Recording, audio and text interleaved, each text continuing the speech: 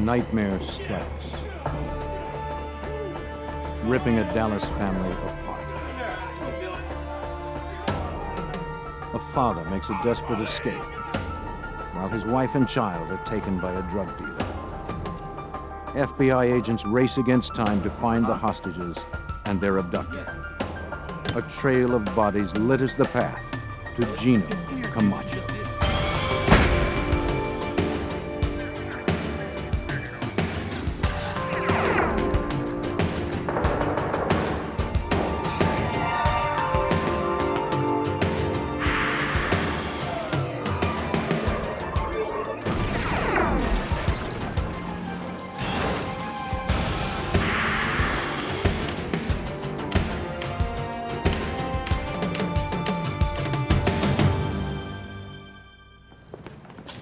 A mother and child are kidnapped. A bystander is murdered.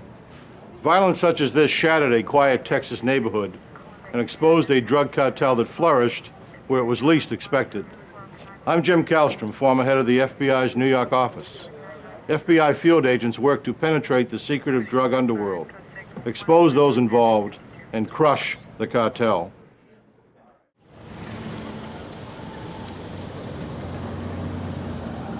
In the spring of 1988, narcotics had infiltrated the working-class communities of Dallas, Texas.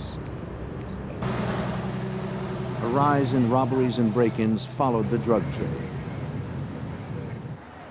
Some families retreated from the higher crime areas to the neighborhood of Pleasant Grove. Sam Wright, his 3-year-old son Andre, and his wife Evelyn Banks found refuge among the porch-lined streets. Here, residents looked out for one another. Then, early on May 20th, 1988, a gunshot shattered the morning silence. To the shock of one onlooker, 4 armed men emerged from the Wright house, dragging the family to a car.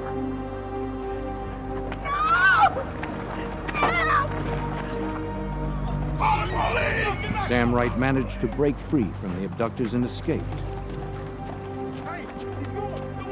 The neighbor who witnessed the incident ran to alert the authorities, while Wright dashed behind houses to avoid the gang. But help could not arrive before the gang stuffed Wright's family into the car and disappeared. Strangely, detectives had still not heard from Wright, and the mystery of the morning's events deepened as detectives entered. Inside, the kidnapping investigation expanded to include a murder investigation as well. The police found the body of a young man lying face down in a pool of blood. A driver's license identified the victim as 25-year-old David Wilburn. Investigators were thorough and collected anything that seemed promising, but there was little evidence to collect. They also dusted for fingerprints, but retrieved none foreign to the residence. Detectives spoke to the neighbor who called 911, hoping she could provide some answers. The interview revealed that Wilburn, the dead man found at the scene, was Sam Wright's nephew. But she didn't know why anyone would want Wilburn executed. Detectives also learned that the Latino man who drove the Lincoln had visited Sam Wright on previous occasions. But no one recognized the others. For investigators, larger questions remained. Where was Sam Wright? And why hadn't he contacted authorities about his family's abduction? Just one disturbing fact was clear. A mother and her 3-year-old son were in the hands of killers. Given the urgency, the Dallas police called in the FBI. Special Agent Jose Figueroa was assigned to the case. Every time we receive information about kidnappings, that's a priority case in our standards, especially when a kid is involved. And we don't wait 24 hours to respond to a kidnapping. Figueroa began by searching for Sam Wright, the man who had escaped from the gang. The FBI learned that Wright was a fugitive, on the run for 3 years after fleeing a drug conviction. This explained why Wright, the distraught father, had kept on running and not turned to the police. But the FBI agents needed him. If they were going to move forward and help the wife and child, they had to talk to Wright. Suspecting that Wright was hiding in the area, agents canvassed the Pleasant Grove neighborhood, talking to neighbors. That's what we did at the beginning. We inundated the whole area with our business cards and interview everybody, just asking for somebody to get in touch with Sam Wright for him to contact the FBI office. As hoped, one of Figueroa's business cards found its way into Wright's hands. The panic-stricken father risked capture by calling the FBI. He asked for the only person who could help his family, Agent Figueroa. Tass Bailey worked with Jose Figueroa on the FBI Violent Crimes Unit in Dallas. Sam told Jose that the individual who committed this offense was a guy named Gino, and that was all that Sam knew him by was Gino, but that he had been arrested several months before by the Mesquite Police Department for a murder committed down in the valley, the Rio Grande Valley. Sam Wright refused to come to the FBI office, but promised to call again.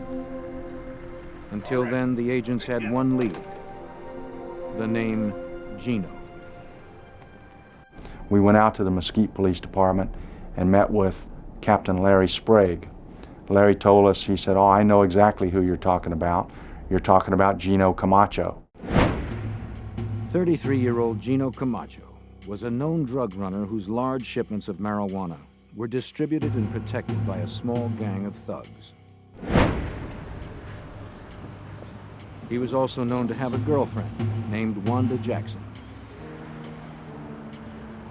On Sunday, May 22nd, just 2 days after the abduction, agents tracked down Wanda Jackson. They asked her about Gino Camacho's whereabouts, but she denied having any knowledge of where the suspect was. She claimed that she hadn't seen Gino in weeks. The agents left with the suspicion that she was lying.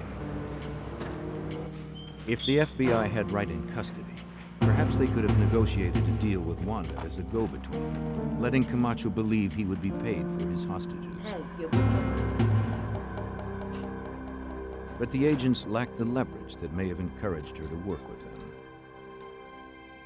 They needed to bring in Sam Wright. When Wright called the next day, they were ready with a tap and trace on the phone.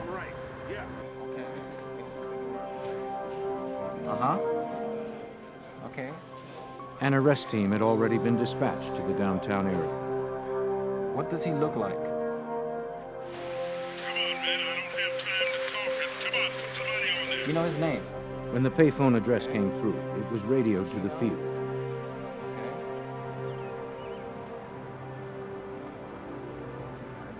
The agents found Wright still using the phone, but they did not move in immediately.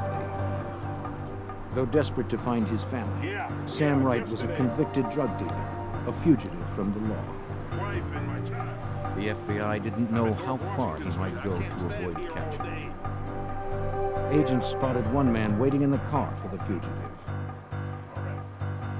Wright could have had others posted nearby.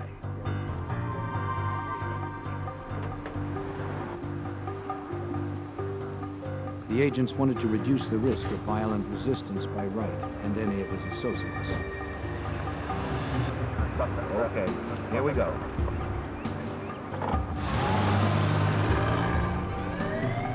When they were confident that Wright and his driver had no other accomplices, the agents struck. FBI, out of the car!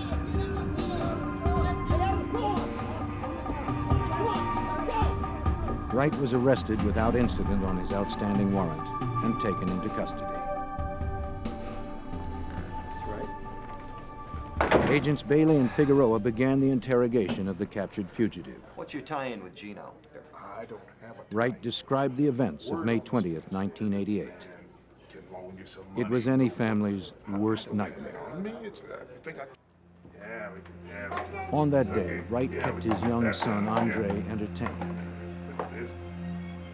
His wife, Evelyn, sat alone downstairs. They were in mourning. Wright's mother had recently passed away in Louisiana. He was expecting his nephew, David Wilburn, to arrive shortly and drive the family to the funeral. Wright watched for Wilburn's arrival since visitors did not have access to the front door. As a fugitive, Wright had installed burglar bars around the porch, thinking it would protect his family, both from the law and from his violent associates. But the bars could not withstand Gino Camacho's anger. Without warning, 4 men burst into the house, brandishing automatic weapons. Sam Wright's past had caught up with him. The one he knew as Gino screamed that he wanted money that was owed him. Wright swore he didn't have it and pleaded for mercy. Gino's rage only escalated. At that moment, Wright's nephew, David Wilburn, arrived. He could not have come at a worse time. Though he was a large man, Gino's men quickly subdued him. Wright described his nephew as a gentle soul who never hurt anyone. Gino yelled that he meant business. To prove his point, he placed the muzzle of a .357 revolver to the back of Wilburn's head. A second later, a single shot brought instant death. Wright watched helplessly as the lifeless body of his nephew collapsed a few feet away. What's the number? Sam Wright desperately wanted to help authorities, but he swore he didn't have any more information that could assist the investigators in locating his family. While Wright remained in custody, the clock continued ticking for his wife and son. To expedite leads, Dallas police and the FBI orchestrated a media campaign. Area newspapers and television stations featured pictures of Camacho's face. The authorities requested that citizens come forward with any information as to the suspect's whereabouts.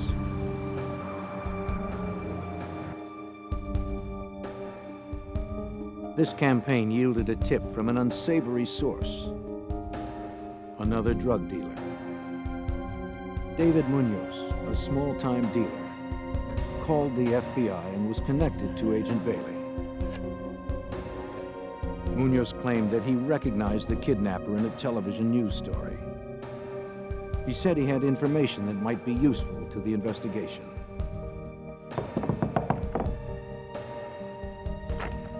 You call my office? Munoz What do arranged you to meet want? Bailey in his Dallas motel late at night. He told Bailey that he knew who Camacho's accomplices were. He even offered to turn Camacho over to the FBI as part of an unorthodox deal.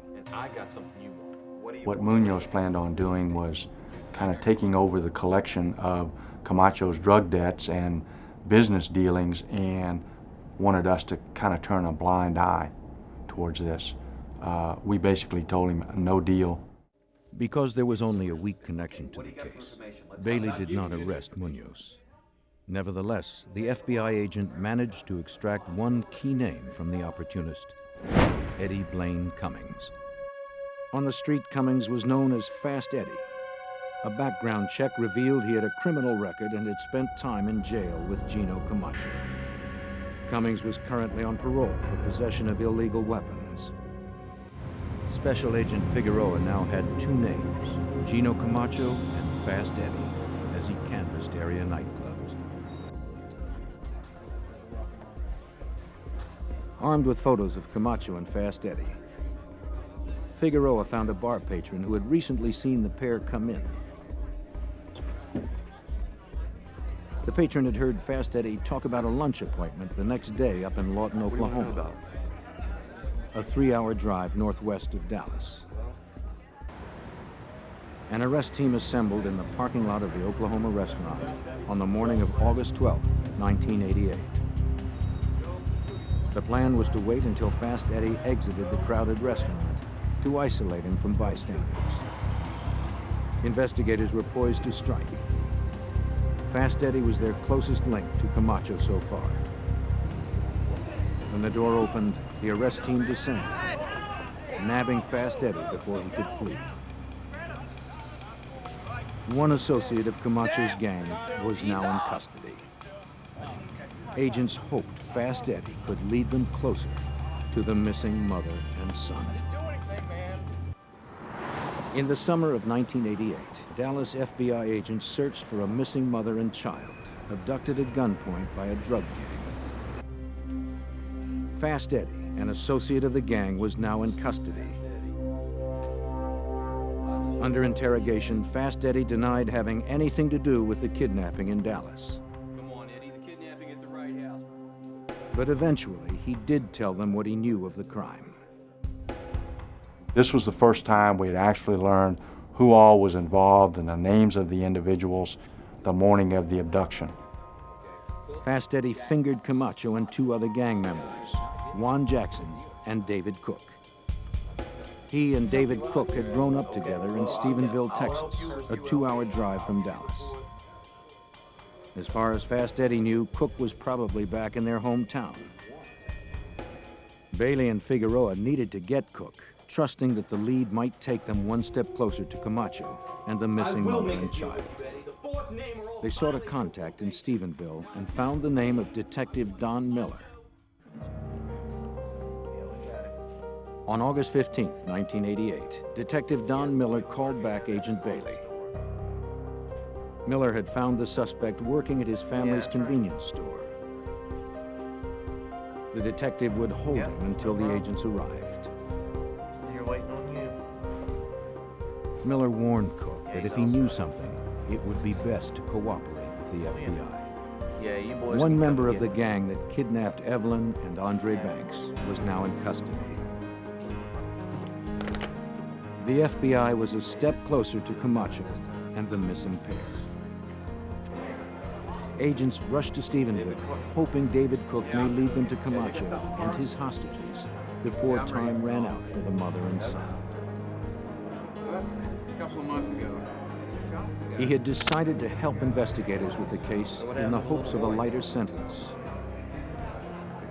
Over 2 days of interrogation, Cook detailed his version of the events of May 20th, 1988. On the morning of the assault, Camacho picked up Cook and two more associates. He said they were going to collect a debt. Camacho had given Sam Wright $20,000 worth of marijuana to deal, but Wright had claimed it was stolen. Camacho swore he'd get his money back. Gang member Juan Jackson opened up a bag and started passing out guns. The arsenal included submachine guns and the .357 pistol. Camacho sent another gang member, Larry Merrill, around back to cut the phone line. No one was going to call for help. Juan Jackson cut through the padlocked burglar bars, while David Cook and Camacho kept watch.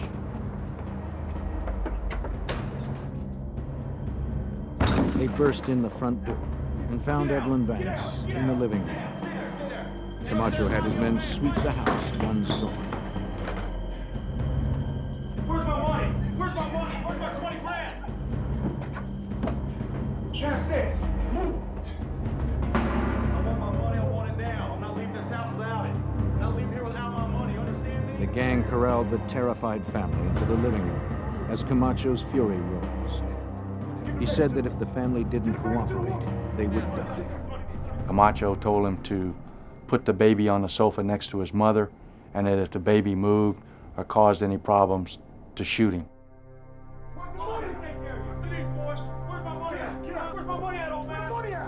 Gino started screaming how they had ripped him off, how they had not treated him with respect, and he wanted his money and he wanted it now. Amid all the shouting, there came a knock at the door. The assailants' first thought was that the neighbors had summoned the police. Camacho and Jackson moved into position, prepared to fire on the police they thought were on the other side of the door. Come in. When David Wilburn walked through the front door, he was surrounded by the armed gang. The gunman threw him to the ground without a struggle.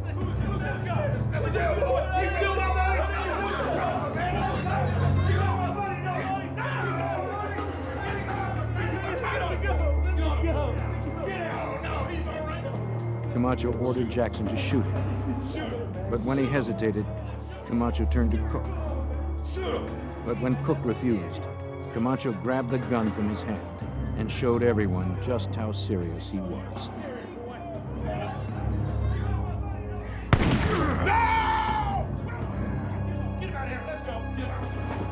Camacho yelled that no one was going to show him disrespect anymore.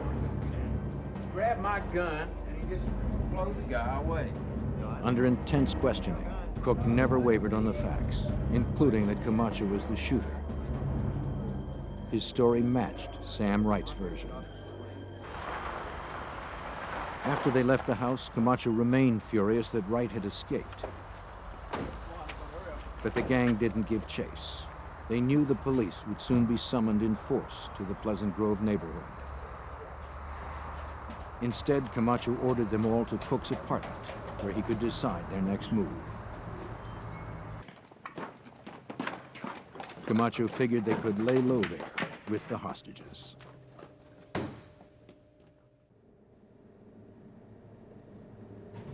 Paul Macaluso was the assistant U.S. attorney who tracked the case. They were concerned about damage control. They had 2 witnesses to a murder, to a capital murder, and what to do about them. Cook told agents that a new gang member, Spencer Stanley, was called to the apartment to guard the hostages while he and Camacho were away dealing drugs at a nearby hotel. Juan Jackson didn't stay much longer. Fearing the heat from the authorities, he cleaned the guns, took some getaway cash, and left the gang for good. Boy throws him in the hole. While Stanley kept watch over the hostages, Cook and Camacho drove to the hotel to make the drug deal. There, just 2 days after the abduction, Camacho got a call from his girlfriend, Wanda Jackson. She had a cryptic message for him. Hey, your big brother was just here? Yeah. Big Brother, of course, referring to the federal authorities, the FBI, had been to the house. The same girlfriend that had sworn to the FBI that she had no idea of Camacho's whereabouts reached him moments after the agents left her. Trouble. I don't know how. Her warning gave the gang a head start on the pursuing agents. Camacho returned to Cook's apartment.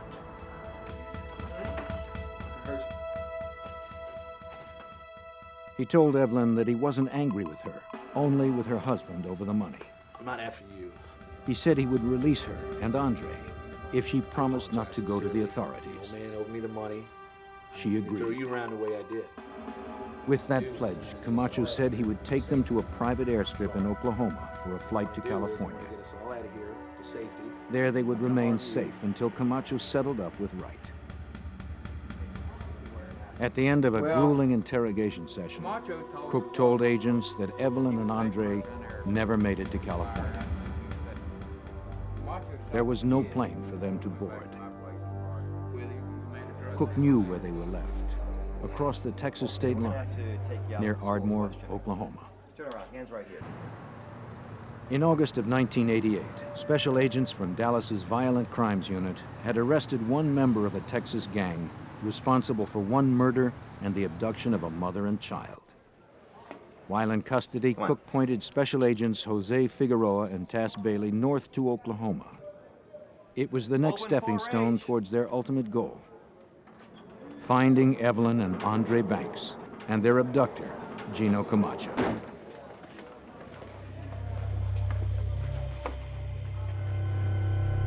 According to Cook, Camacho had driven Evelyn and Andre Banks to a remote area across state lines.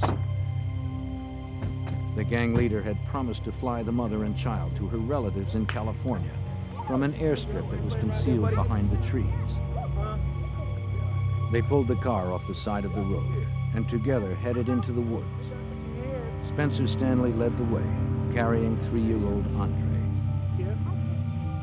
In a few hours, she thought she would be on the West Coast, where she would remain until her husband paid the drug debt he owed Camacho. But as they walked deeper into the woods, Evelyn found no clearing for a plane to land. No! Then she saw the hole. No! No! In an instant, she realized what it meant. She fainted from the shock. There was no airstrip, no flight to freedom. She and her son had been brought here to die. Spencer Stanley dropped her child into the open grave.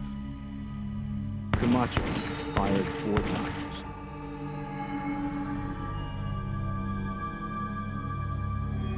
Then they threw Evelyn in on top of her son and shot her as well.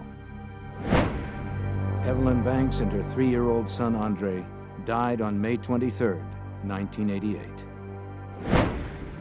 This was the grisly scene that David Cook told agents he was leading them to. The agents had just about reached their frustration point when Cook at last recognized the area. The search for Camacho's victims began in the punishing heat of late summer. The federal kidnapping case had escalated into a homicide case as well. Camacho had now killed 3 people. But if the agents wanted to prove their case against the killer, they had to find the bodies. To pinpoint the burial site, the agents began a line search through the trees. And as we walked in behind those cedar trees, you could see a depression in the ground where someone had dug. All the sod had been torn off. When investigators reached the site, 3 months had passed since the murders. They began the painstaking excavation. They removed small loads and sifted through the dirt, careful not to miss or destroy any evidence. Near the surface, agents found shell casings from a .380 caliber weapon. Yeah, somebody got a bag? That fit with Cook's account that Camacho had fired a small, semi-automatic pistol. Right there. The digging continued at a painfully slow Looks like they've all pace. been here about the same. You got to remember, this is the end of August. It was about 95 degrees, about 90% humidity. We were in that area of the trees, so there was no air movement. I mean, we were just stuck in there. We'd been digging for about 2 hours. Then one of the agents struck something hard. It sounded hollow. Another blow broke through the shell-like crust. A foul stench suddenly overwhelmed the agents. And the god-awful smell of decaying human body came out of the hole, and we both jumped out of the hole and went over in the bushes and got sick, and then had to go back into it again. Before burying Evelyn and Andre, Camacho and his men covered the bodies with cat litter to help hide the odor. But the clay in the cat litter absorbed moisture from the bodies, then hardened into an airtight shell, reducing the rate of decomposition and preserving the bodies for autopsy. Despite the nauseating stench, the agents pressed on. They put Vicks Vapor Rub under their noses to suppress the odor and continued working. They were determined to construct an impenetrable case against Camacho and his gang. Cook then led agents to nearby Lake Texoma, where he said the gang had disposed of the weapons after the killing.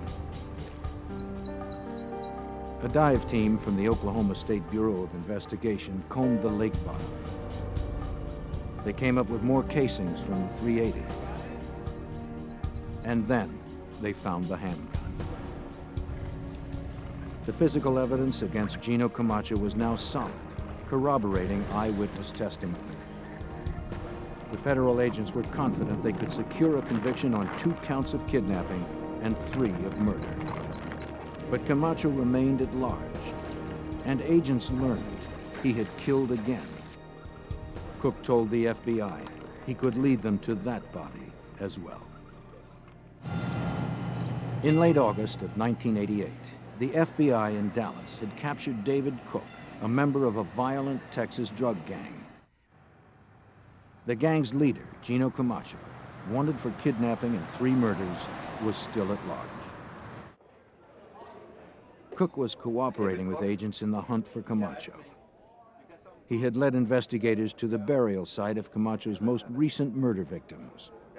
But during the 2-day trip to recover the bodies of Evelyn and Andre Banks in Oklahoma, Cook surprised agents with another tale of Camacho's terror. This time, Camacho had released his rage on a woman named Pamela Miller. Agents now turned their focus to her whereabouts.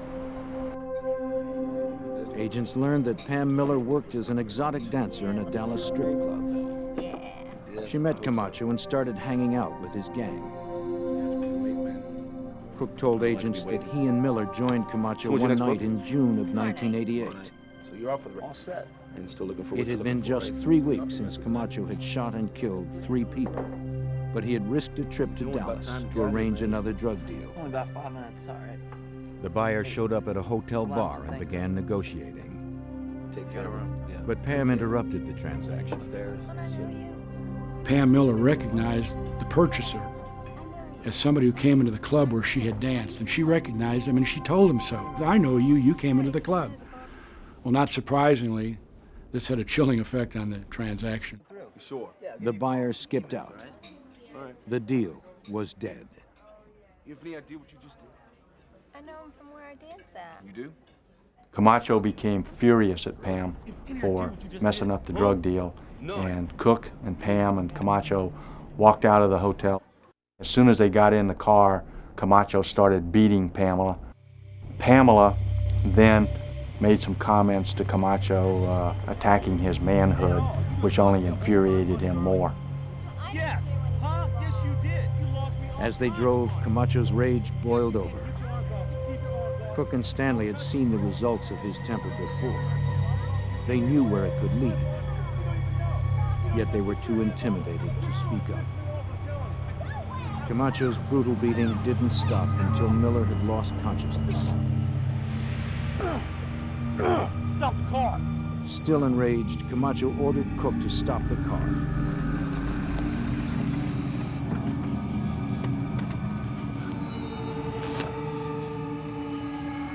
He dragged Miller onto the road, laid her limp body behind the right rear tire, and yelled for Cook to back up. Come on, Gino. I don't. Back the car! Now! Cook obeyed. They drove down to Stephenville. They went to an apartment that was rented by David Cook, and they took Pamela's body and put it in a 55-gallon drum, stuck it out on the patio, stuck a bag of trash on top of it so no one would see there was a body in it. They stayed there for the weekend. Camacho, Stanley, Cook. They sat around drinking beer and partying until Camacho decided to dispose of the body. So we asked David, well, where will we find Pamela's body? And he said, you won't.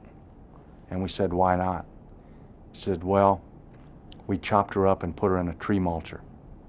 While I was driving the car, Jose was in the front seat. I looked at Jose, he looked at me, our mouths dropped open, and I almost ran off the highway. I couldn't believe what I just heard. Cook led FBI agents to the wooded site on the ranch where they had pulverized the body. It seemed impossible that they would find any remains. Not only would the shredder have pulped the body, but it was now some 2 months after the insidious act. It was likely that the hot Texas sun had decayed the remains even further. Despite the odds, agents set out to recover what they could. From Cook's account, the agents figured out the shredder's discharge path. They set up a grid system and began meticulously scouring the scene. The process took hours, but the hard work yielded dividends. From the ground, agents recovered bone shards and tissue. In the tree branches above, they found more tissue dried by the sun. Each item was bagged and labeled based on its location. The agents also recovered teeth. A check with Pamela Miller's dental records allowed a positive identification of the victim. 23-year-old Pamela Miller had been Camacho's fourth murder in as many weeks. Yet her murderer was still at large, and every day he remained free, Camacho posed a threat to anyone that crossed his path. But a major break in the case soon followed when the family of Spencer Stanley, the gang member who had helped Camacho kill 3 victims, contacted the FBI. They tipped the agents off that Stanley was hiding in a trailer park in Huntsville, Alabama. Stanley told investigators that he had thrown the .357 Camacho used to kill David Wilburn into Lake Ray Hubbard near Dallas. An FBI dive team searched the bottom of the Texas lake.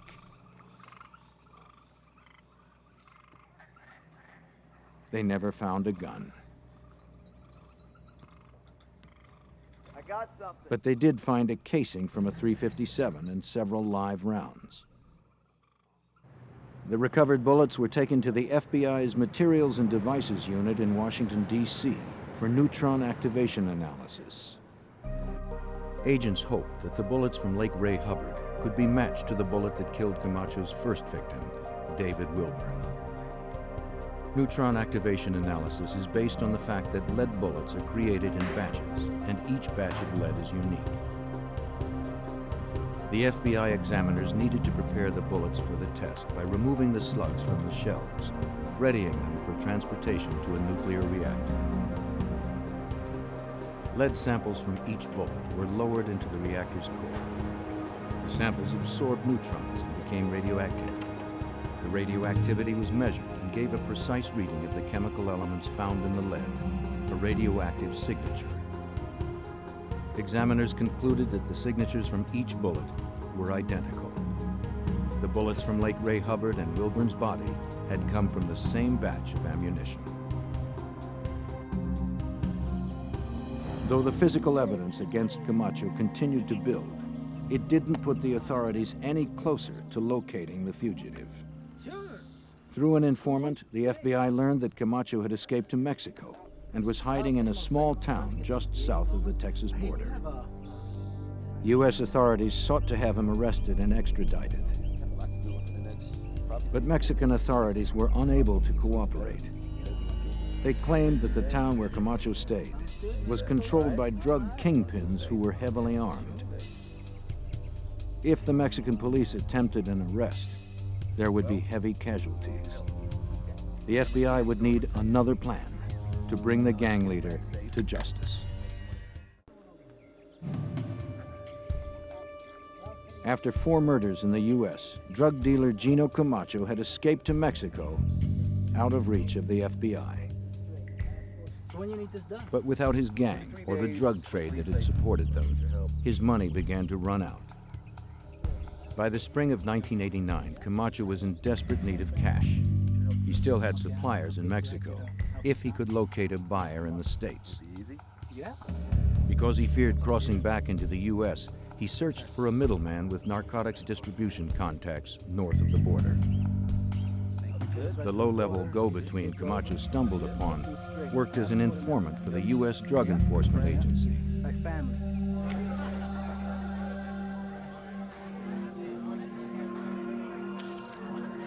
The informant reported to his DEA handler that a man named Gino wanted to set up a drug deal. DEA agent John Lunt was based in Fort Worth, Texas. He was aware that Gino Camacho was wanted by the FBI. What you got for me? Suspecting that this Gino was Gino Camacho, Lunt told his informant that he wanted to go ahead with the deal. Lunt then called FBI agent Tass Bailey with good news. John told me that it sounded like this was Gino Camacho. I then provided John with a photograph of Camacho, which he showed to his informant, and the informant confirmed that that in fact was the individual with whom he had met. To get the fugitive across the border, the FBI offered Camacho a deal he couldn't refuse. Their informant told Camacho that an American distributor wanted to buy $1 million worth of marijuana. But the distributor needed to finalize the deal in person. He wasn't comfortable doing such a large deal with someone he'd never met. To calm Camacho's fears about entering the U.S., the informant told Camacho the distributor would advance Gino $100,000 when they met in the border town of McAllen, Texas.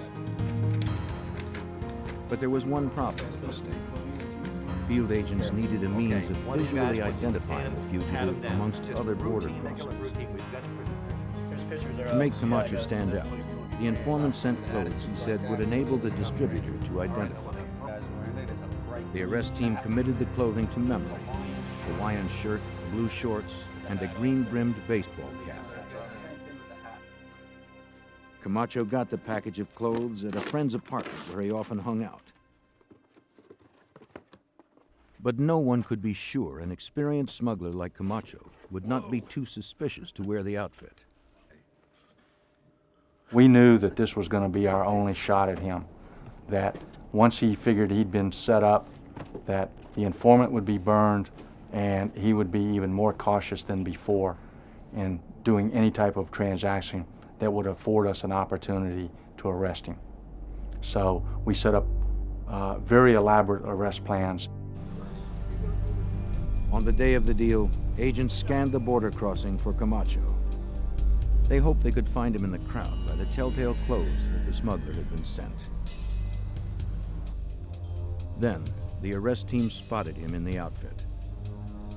Camacho didn't realize the place was swarming with federal agents, dressed as patrol guards, tourists, and passers-by. They all had memorized the outfit and his picture. Calmly posing as a tourist, he started across the bridge that spanned the border.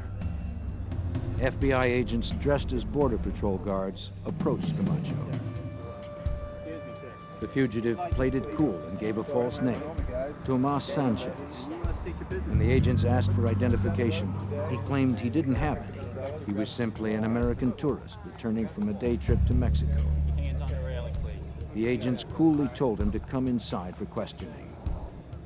He went without a fight, believing this minor misunderstanding would soon be cleared. The gang leader was already in FBI custody, and he didn't even know it. Camacho was taken to the Border Patrol office and fingerprinted. Bailey let him stew in the cell for over 2 hours, while agents waited for a computer match on the prints.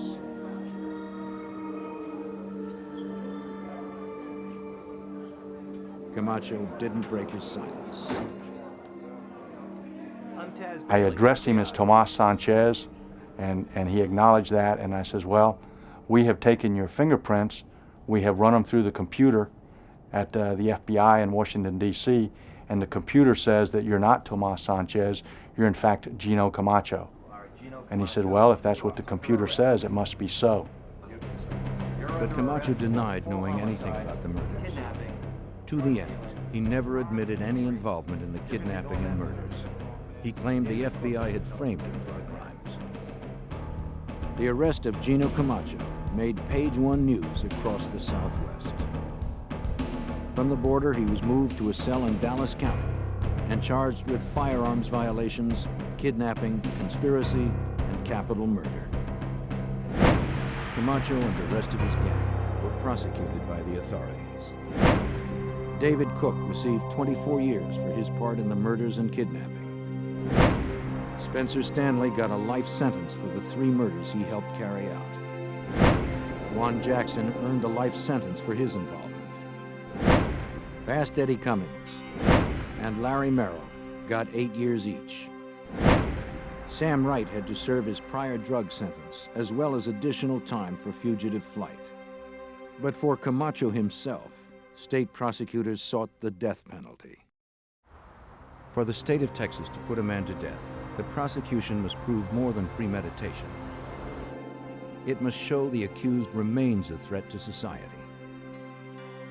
For this reason, Camacho was tried on the state murder charge first.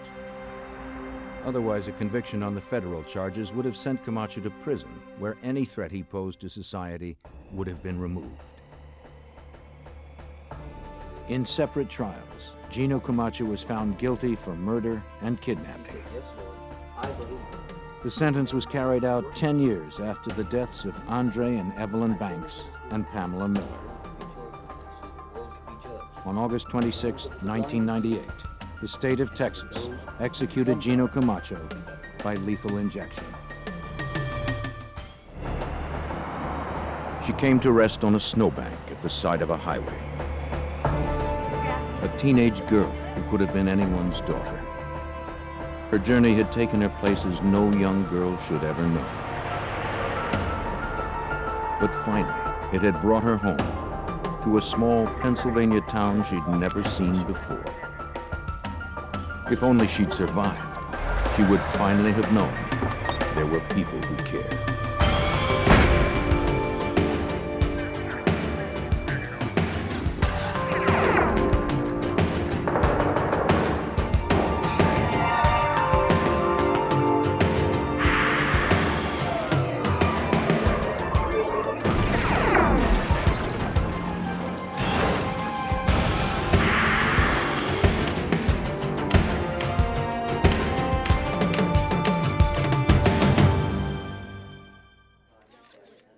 She appeared on the highway in the spring, a young woman, her life cut short, her past and her identity a mystery. Only by finding out who she was could we ever hope to find her killer. I'm Jim Kallstrom, former head of the FBI's New York office. The highway gave the killer a quick and easy escape route, but the trail the FBI used to pursue him was twisted and long. We hoped it wouldn't be a dead end.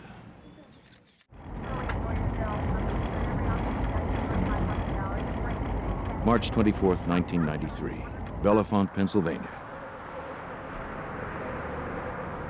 A late snowstorm had held spring at arm's length. On his way to work, a motorist drove down a quiet, snow-lined roadway. But something on the roadside caught his attention.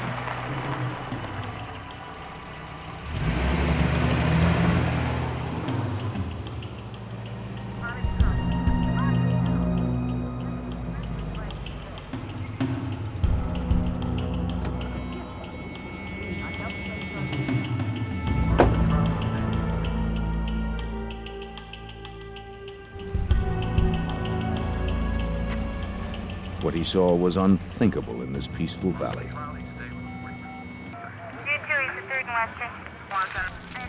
Pennsylvania State Police were immediately called in.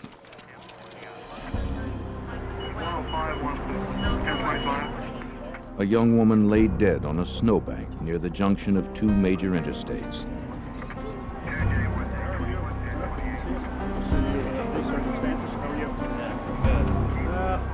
What do we got here? The county coroner determined the girl had died before she was dumped there. She was wearing only socks, panties, and a sweater. And she was young, high school or college age. But perhaps most disturbing, there was a rope knotted around her neck. And her hands were also bound. District Attorney Ray Griecar was at the scene, appalled by what he saw. What struck me is that someone had not only murdered this young woman, but treated her with such disrespect. The way her body was found haphazardly askew on this pile of snow suggested that she had been just thrown out as if she were nothing more than a piece of refuse along the side of the road. And it's something that makes you angry when you see it. Her body was taken away for an autopsy. Soon word of the crime began to spread in this close-knit town of 7,000. It was the first homicide in Bellefonte in 13 years. Like District Attorney Griecar, the townspeople were shocked and outraged. FBI Special Agent Randy Kohik was among them. He was drawn to the case well before the FBI was officially involved.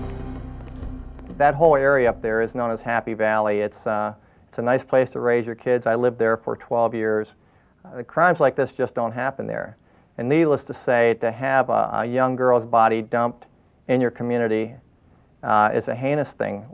they were extremely upset, and even more so, they wondered whether or not perhaps the murderer might live in the community. Detectives searched for anything that might help identify the girl. They found no purse or wallet, and little else.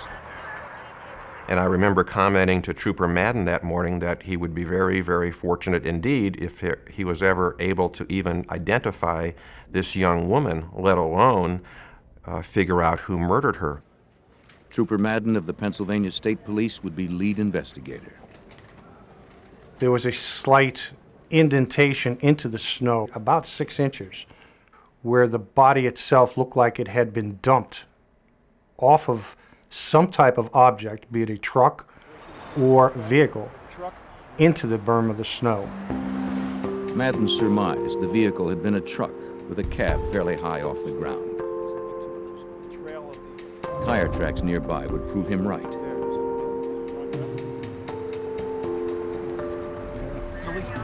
They were made by dual wheels, probably the rear wheels of a tractor-trailer cab. An evidence technician made plaster casts of the tracks to be sent to the Pennsylvania State Police lab. Examiners there would attempt to identify the brand and check for anything unusual about them.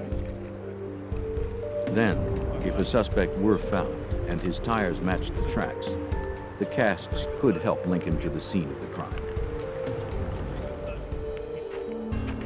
Troopers fanned out to find clues. They searched both nearby fields and local Penn State University, but found nothing useful. The body was taken to Lehigh Hospital in Bethlehem, Pennsylvania. There, coroner Dr. Mahalakis would perform the autopsy, as Trooper Madden observed. The doctor determined the cause of death to be strangulation. There were no gunshot or stab wounds. The body's core temperature revealed the young woman had been dead less than 12 hours when her body was discovered. It seemed she had died some time before she was dumped on the roadside, as the coroner at the scene had guessed. Other tests indicated she had had sex before she died.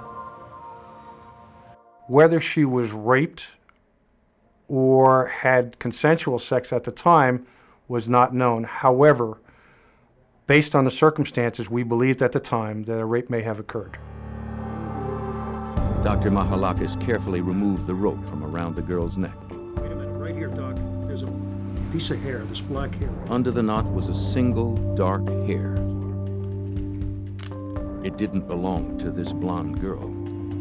But was it the killer's? The hair would be sent to the FBI forensics lab in Washington, D.C., along with the knots for analysis. The type of knots could be important. They might help the FBI develop a profile of the killer. But the best clue came from the girl's left hand. There appeared to be something written on the palm.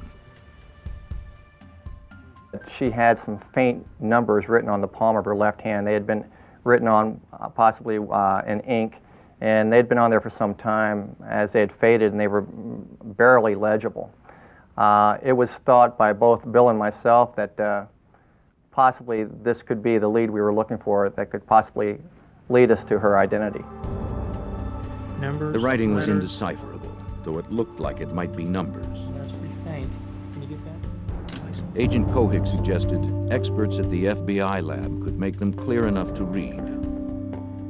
It was thought that perhaps we could have these enhanced by the FBI lab in Washington, D.C., so the skin was removed from her left hand and it was forwarded to the FBI lab. The girl's fingerprints would be run through a national database of missing persons. But the results would prove disheartening. Checks were made with her fingerprints through the APHIS system, which is a national system of checking fingerprints. They came back negative. Checks were also made using descriptors of the body and characteristics of the body, and that also came back negative. So we had no record of a person missing that matched this person we discovered. Right above this one. Very well. Then, x-rays were taken by a forensic dentist. They could be crucial in identifying the woman. If a tentative ID were made and these x-rays matched those taken when the woman was alive, they'd confirm her identity. But first, she'd need to be visually identified by someone who knew her in life, which would be difficult after a full autopsy. Closing facial incisions made for the dental x-rays and masking contusions would take hours of painstaking work. To restore her to the way she looked in life would require the artistry of a skilled mortician. Stephen Mondock was just the man for the job. When we received her body, she'd been through quite an ordeal.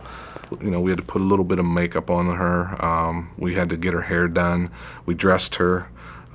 We made her look as lifelike as possible at that point. We then proceeded to take photographs that were eventually placed in the newspaper. Those photographs depicted her as more lifelike than she had looked when first found.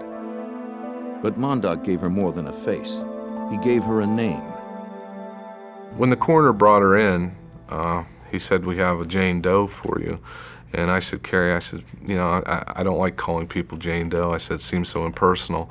He says, "Well, what are we going to call her?" And I said, "Well, she was found in Spring Township, right?" He said, "Yes." I said, "Why don't we call her Spring?"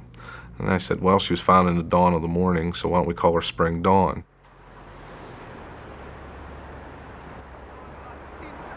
Mondock's caring work gave investigators exactly what they needed. They showed photos of the girl to dozens of truckers at local truck stops, restaurants, and gas stations. Some offered the names of people the girl resembled. Her young face struck a chord of recognition in many who saw it. Notices in local papers and on flyers also generated leads. The outpouring of calls to the state police at the time was plentiful, and we had to sift through every lead to try to determine if this person was a local person.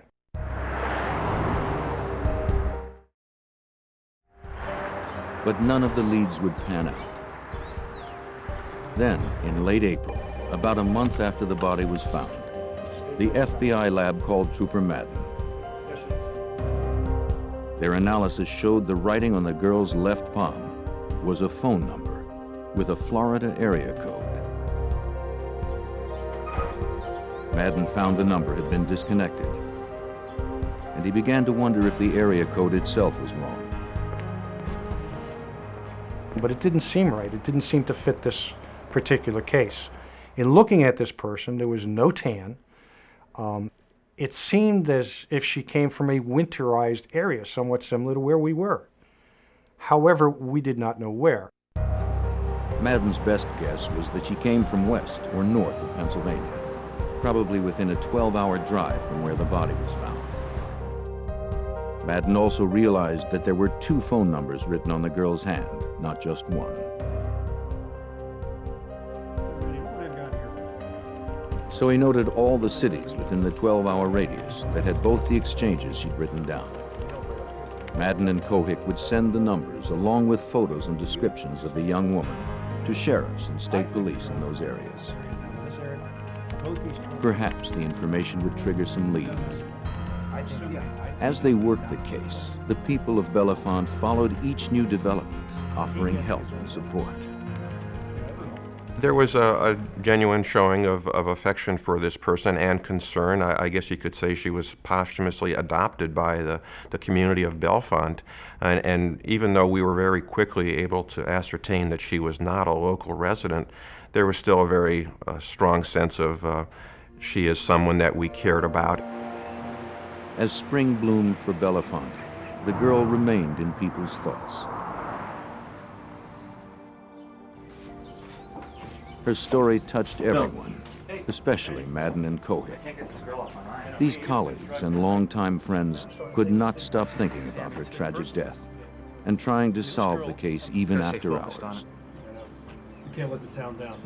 At the time I was assigned to this case, I had a 17-year-old daughter, and Detective Madden had 2 teenage daughters.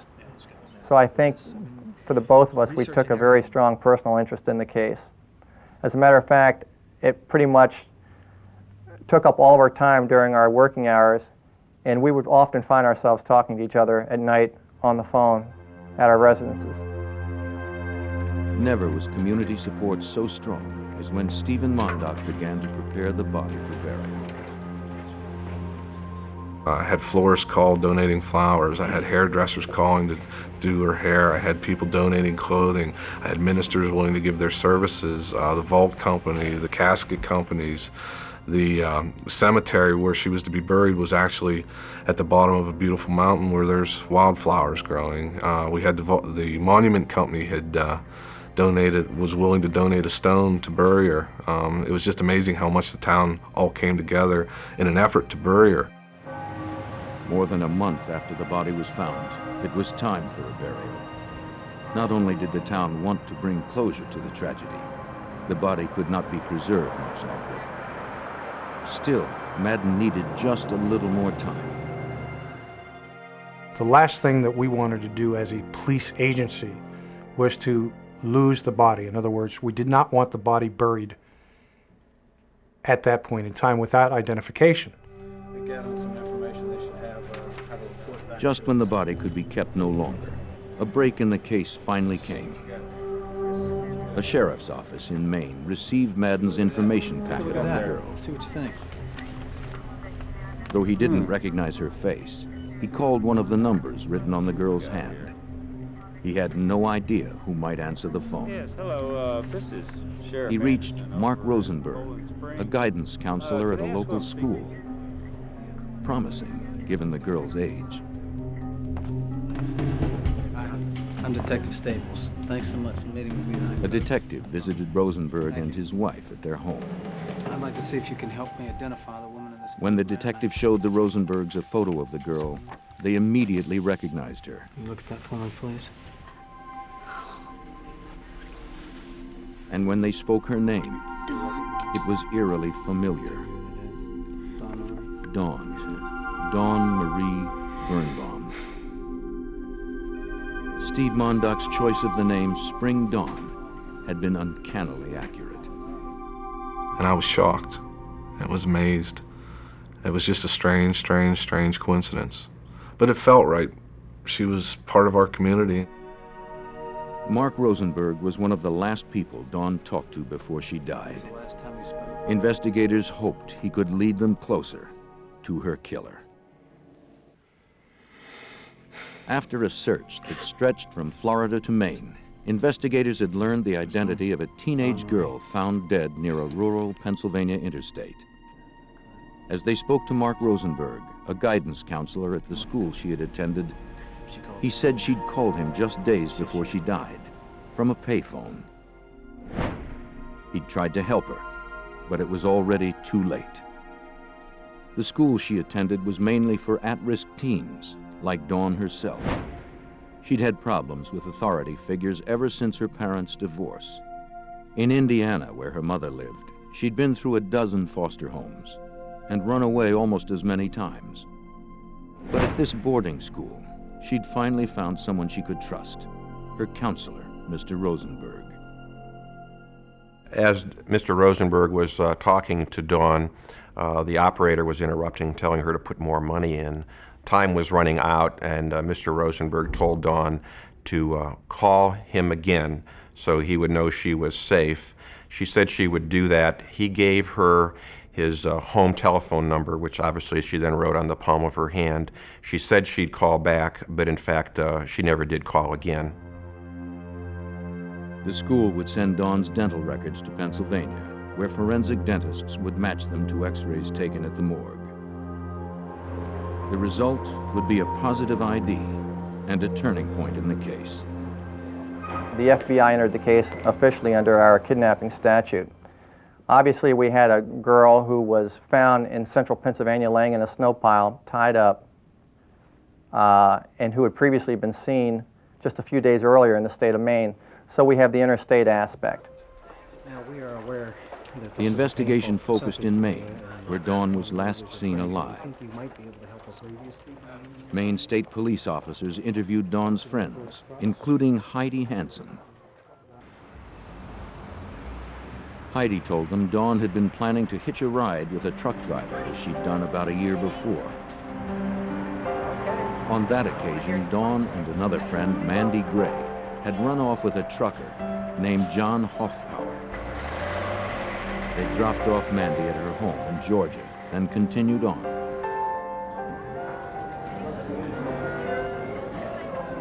What had started as a ride became a relationship. As the weeks passed, they grew closer. And the woman of my life, Dawn. She's been waiting weeks to see you. Hoffpower took Dawn home to meet his grandmother. They continued to travel together, driving his routes. No one knew exactly where they'd gone or what they'd done, but Dawn spoke fondly of her time with Hoffpower.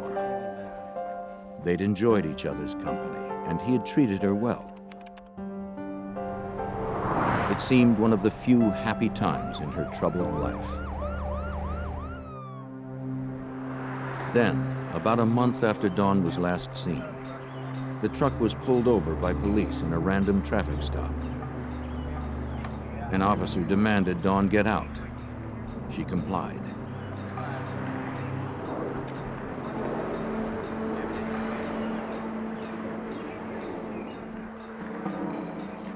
When she gave him her license, it triggered a missing persons bulletin filed by her school.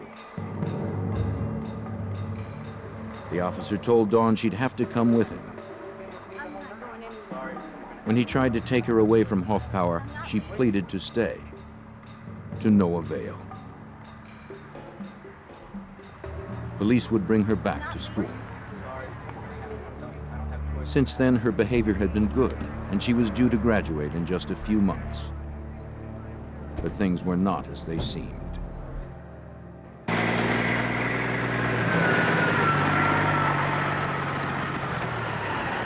Apparently, Hoffpower was still in love with her, and maybe she with him.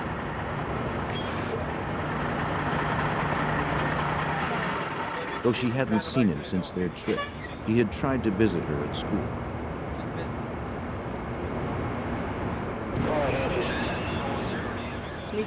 Listen, I'm sorry, you can't get in here. But security guards had kept him from entering the grounds. You got no clearance to come in here. Not having heard from him in a while, Dawn now told friends she was going to look for Hoffpower and run away with him again.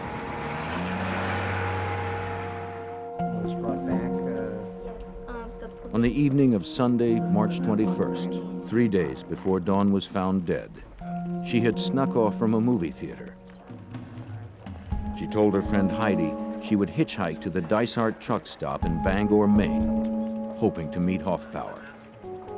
Get 2 agents down there ASAP and get me all the information. Hoffpower now became a prime suspect, since Dawn was last seen headed to meet him. Agent Kohick attempted to track him down. Apparently, he lived in Mississippi. But Hoffpower proved elusive. The closest relative agents found was his grandmother, who lived in Emory, Mississippi.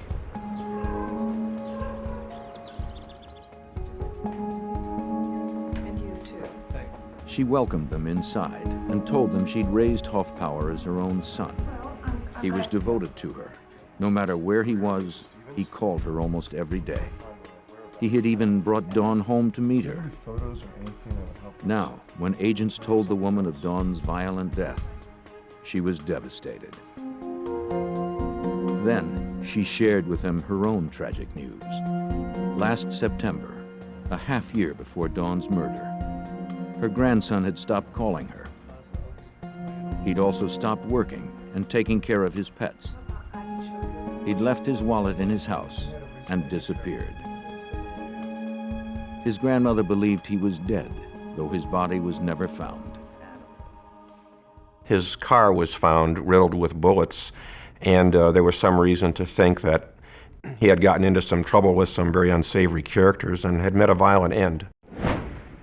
Agents learned his car had been found in September 1992, a few miles from his Mississippi home, 7 months prior to Dawn's death.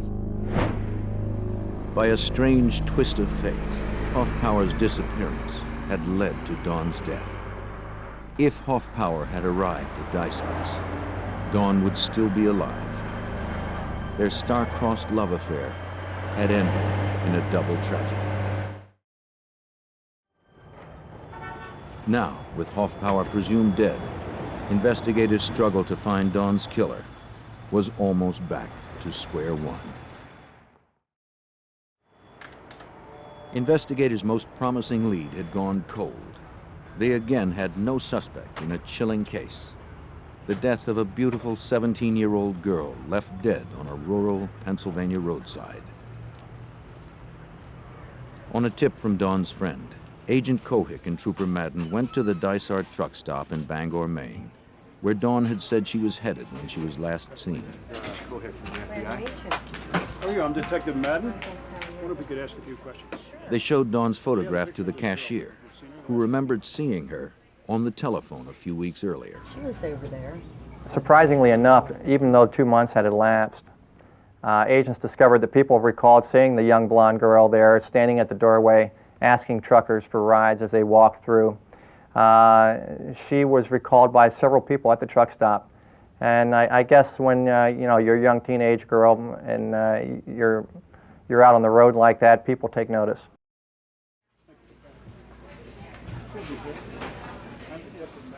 It seemed obvious this was where Dawn had made her last phone calls. This cashier's desk, where a trucker would pay for fuel, was only about 15 feet from the bank of pay telephones which Dawn had used to make calls back home and down to the school. So it was easy to visualize how an encounter would have occurred between Dawn and a trucker. Agent Cohick secured a federal grand jury subpoena for the telephone records. Got a problem? Yep, we have a lot of problems.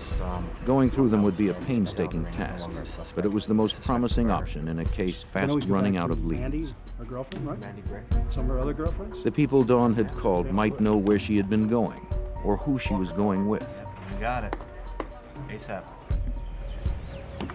The phone records confirmed Dawn's call to her guidance counselor, Mark Rosenberg, in Maine.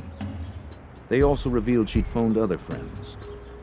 It seemed her last call was at 10 a.m. to Mandy Gray, the girl who'd traveled with Dawn and Hoffpower. A state trooper visited Mandy at her home in Georgia. Mandy confirmed Dawn had called her from the Dysart's truck stop. Dawn said she'd gotten a ride to Dysart's from a friendly trucker who'd given her money for food when he'd dropped her off. Mandy said her friend had been disappointed that she hadn't found Hoffpower there. She seemed to have no one else to turn to and nowhere to go. If she headed toward Indiana, where her mother lived, she feared authorities would be looking for her. Based on the conversation she had had with her girlfriend in Georgia, Trooper Madden and I reasoned that she had obtained a ride with a truck driver from Dysart's truck stop. At that point, I decided it would be best if we attempted to identify who may have stopped there for gas over that several-day period. And so I had a federal grand jury subpoena issued for all the receipts from the truck stop for approximately a 4-day period surrounding when Dawn was last seen there. Meanwhile, Trooper Madden obtained receipts for the 3 truck stops closest to where Dawn's body was found in Pennsylvania. They hoped that whoever had given Dawn a ride had bought gas in both places.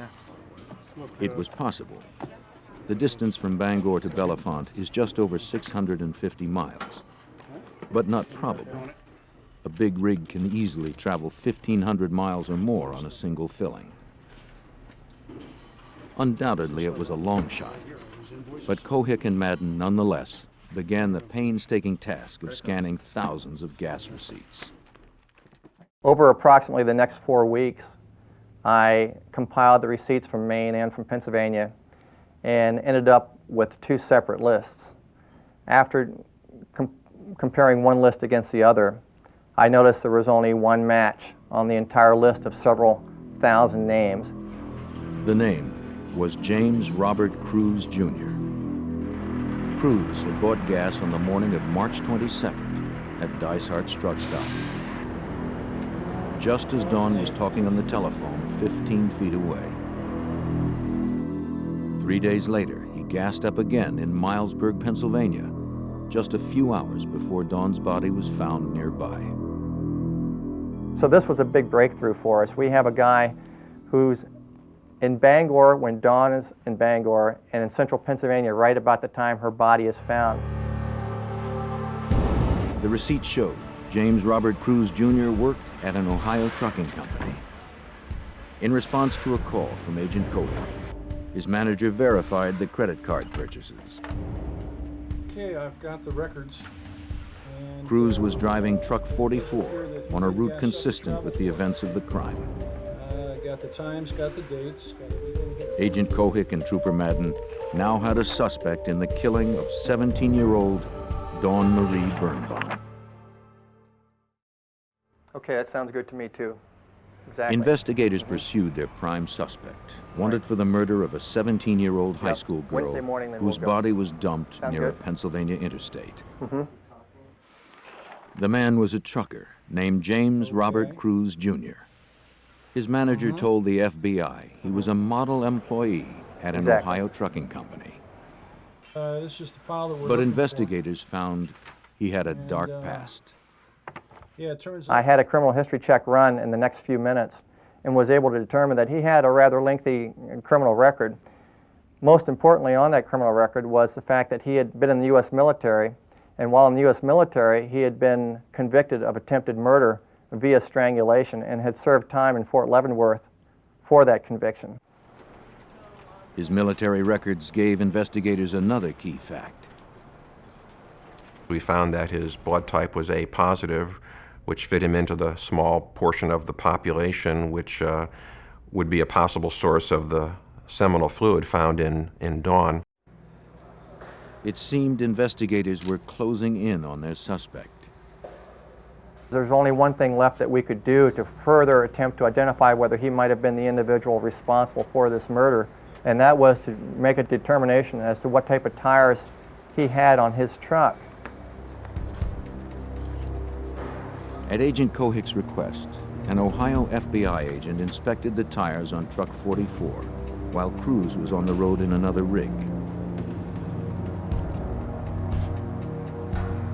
The tires were XD1, Michelin, low profiles, a fairly unusual brand. At the Pennsylvania State Police Lab, an examiner attempted to match that brand to the tire cast made where Dawn's body was found. He compared the cast to detailed photographs in a tire reference guide.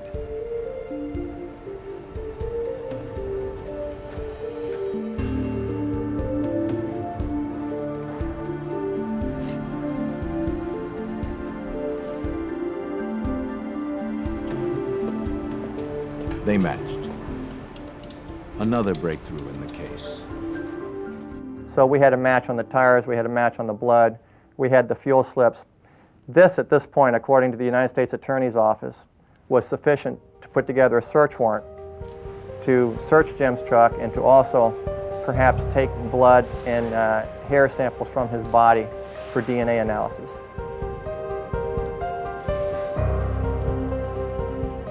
When Cruz was again away in another rig, FBI evidence recovery technicians examined truck 44.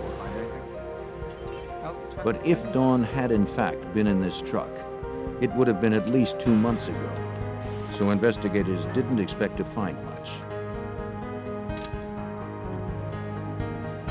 The fact that the truck was exceptionally clean didn't make them any more optimistic.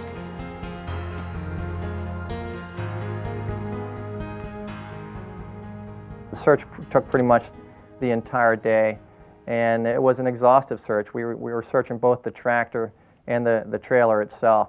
There were over 300 pictures taken of the tractor trailer. But nothing turned up. An evidence technician was about to declare the search complete when something caught the investigator's eye. And I looked at the passenger door and noticed that at the bottom of the door there was a piece of carpeting. And upon closer examination of the carpeting, I noticed one single blonde head hair interwoven in the fibers of the carpet. You see something?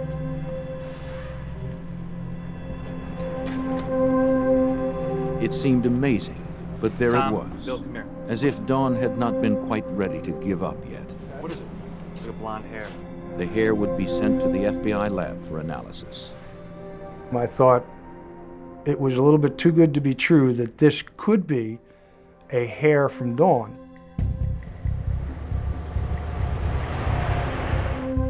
When do you expect them, Joe? Now, investigators waited for Cruz to return from his run. Mr. Cruz, James Cruz? They told him they were looking for a runaway last seen at a truck stop in Bangor, Maine. Do you mind if we use your office? No, right there on it. Thanks, Joe. They implied they were talking to many drivers. Take a seat right here in the shed. We know you had a long They asked to see Cruz's logbook for his record of travels on the days in question. The logs are government mandated to keep truckers from driving too many hours at a Kind of a time. history of where you've been. Cruz admitted he'd falsified his logs. Is it pretty accurate? Well, you know, it's Truckers commonly alter them to stay within legal limits. Pretty accurately where you've been. But it seemed Cruz's logs had been selectively altered. But the one thing we noticed was that the misrepresentations in the log seemed to occur just conveniently when the fuel was purchased in Pennsylvania, also when the fuel was purchased in Dyserts.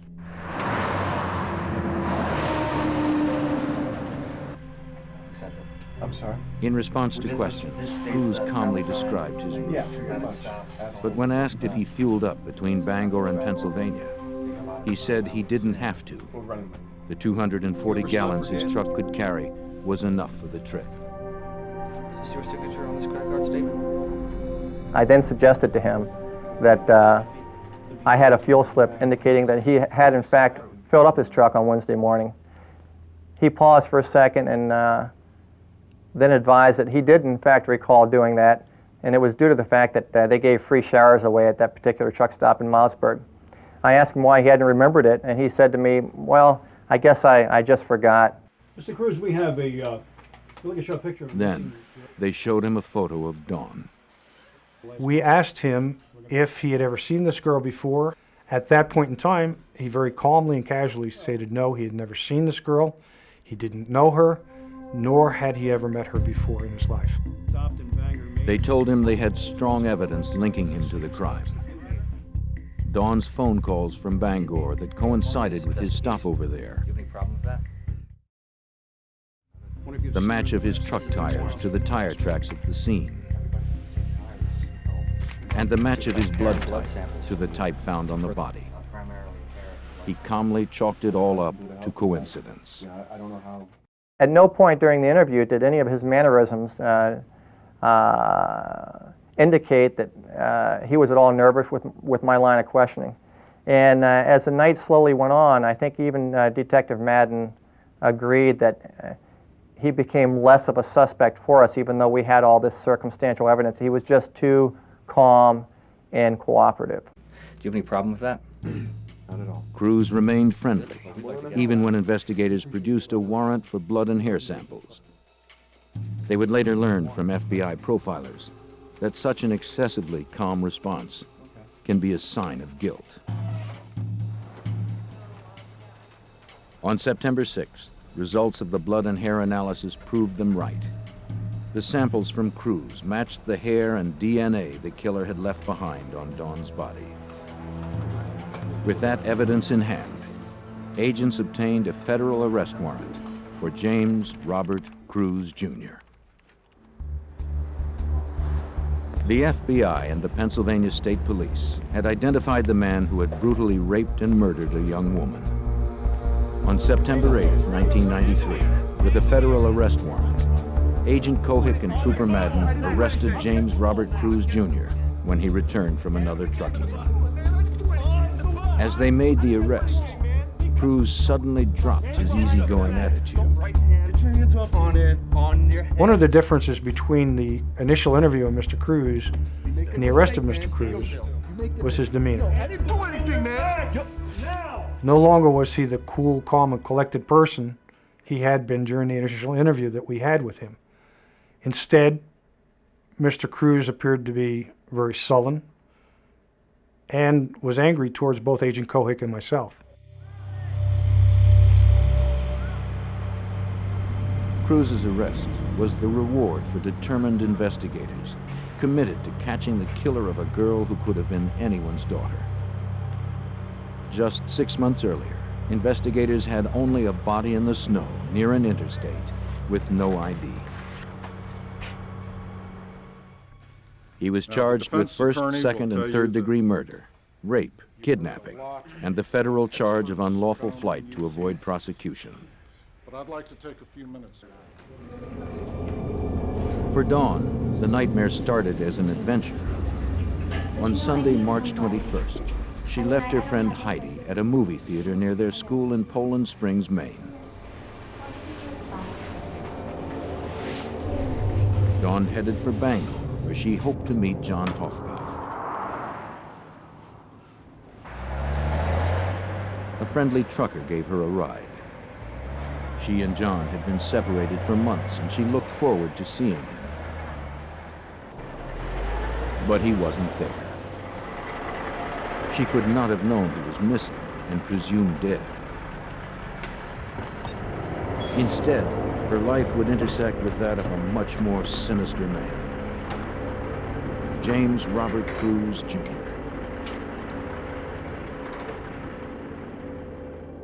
No, I'm okay. I'm fine. Dawn spent the day of March 22nd making calls at the Dysart truck stop in But look, I Bangor. was just calling to let you know I'm safe. She telephoned friends, letting them know where she was and that she was safe. Okay. We'll just tell everybody I'm okay. Oh, I appreciate that. She also talked to her school counselor, Mark Rosenberg, to say she'd run away, but was fine and promised to call him that evening. Okay. Oh, hang on a second. Hang on. She wrote his numbers on her hand for safekeeping.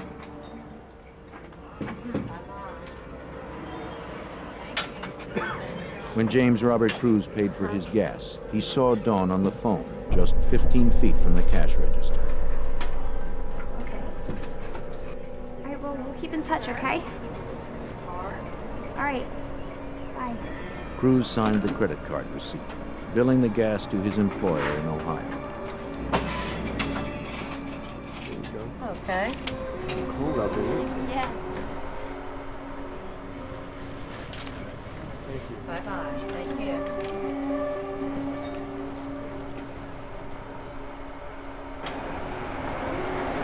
Hey, mister. Where you headed? Do you think you might be stopping in Georgia? Can I get a ride? Absolutely. Get in. Thanks. It didn't take much to convince him to give her a ride.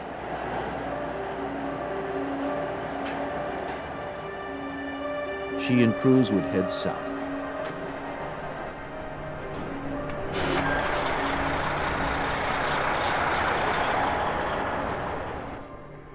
Prosecutors reconstructed the events that had led to Dawn Birnbaum's death.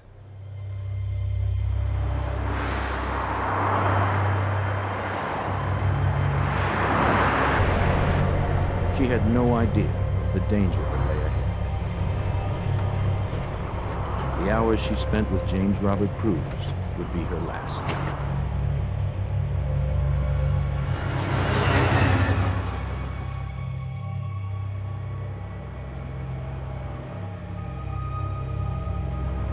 While Dawn prepared to sleep for the night, Cruz was still awake, falsifying his logbook.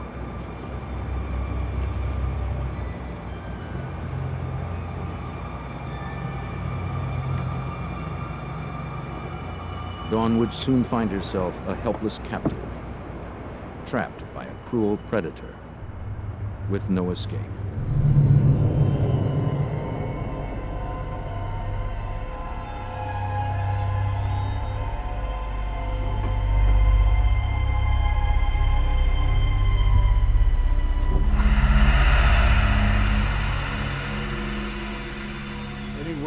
March 23rd, Cruz raped and strangled her, probably in the sleeping compartment of his truck. That's what it was.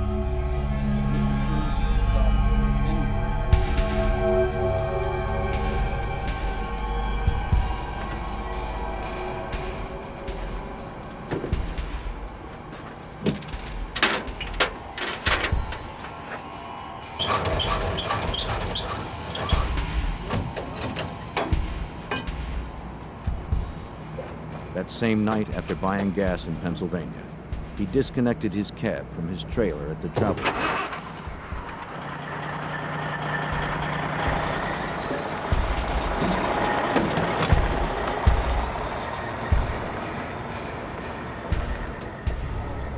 He drove away, looking for a place to leave Dawn's body.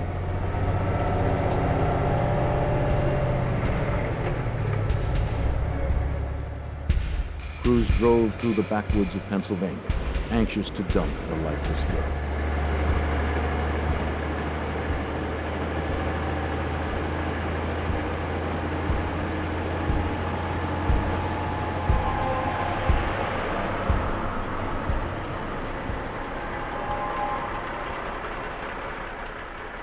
In the wee hours of March 24th, he pulled over to the side of the road.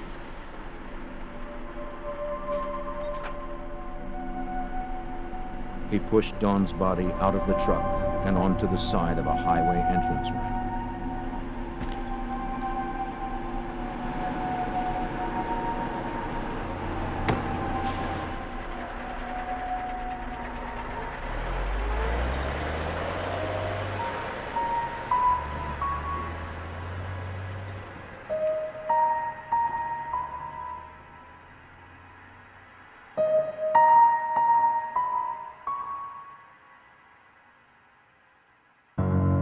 Chose not to.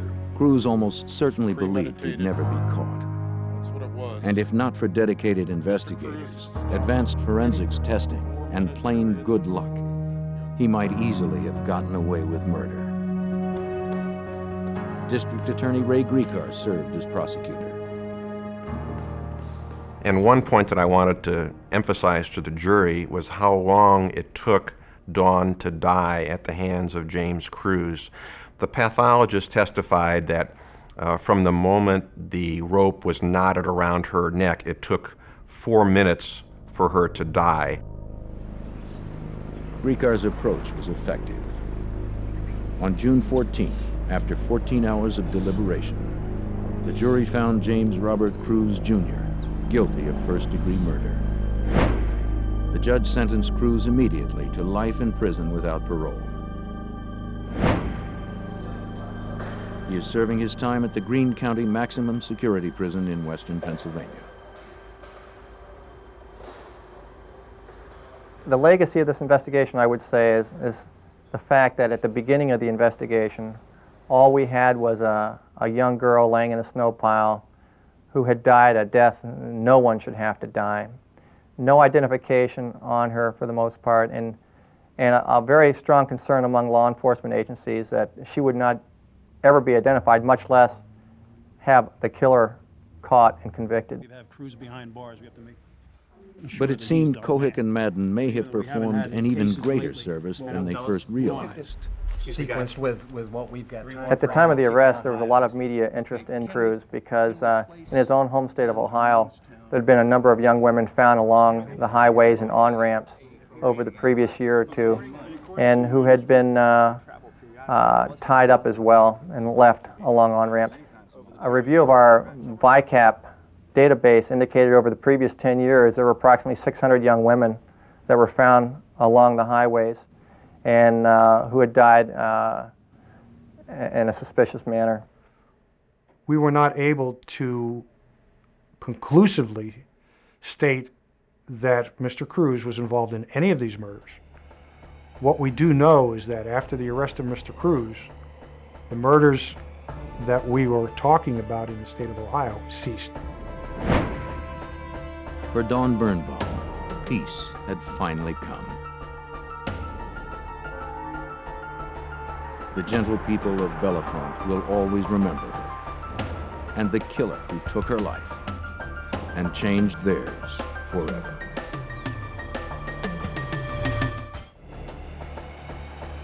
The dense and rugged Alaskan wilderness provided the perfect cover for a fierce and sadistic killer.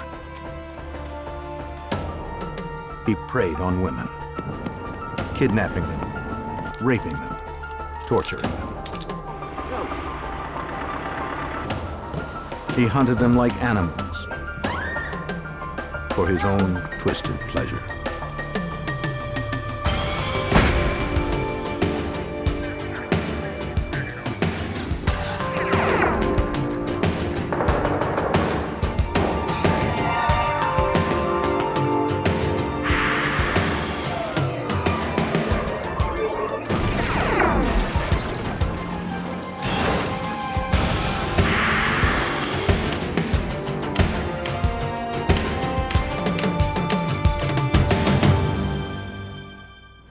In the 1970s and 80s, people went to Alaska looking for a fresh start, to reinvent themselves, or to disappear for a while.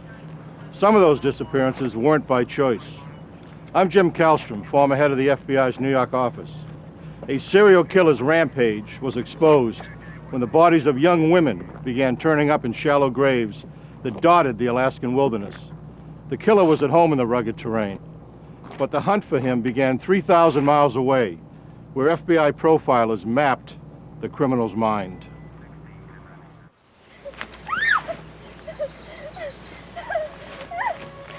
She was a hopeful young model looking for her break.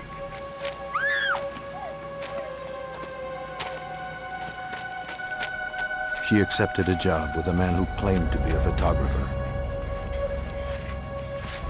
but turned out to be a merciless killer.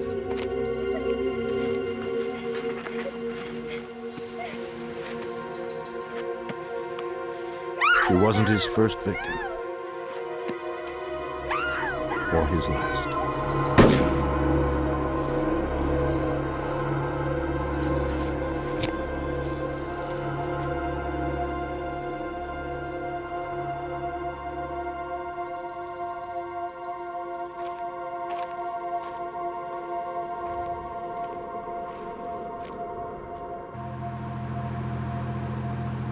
From the 70s through the mid-80s, the wilderness of Alaska became a popular destination as people flowed north to construct the Alaskan pipeline.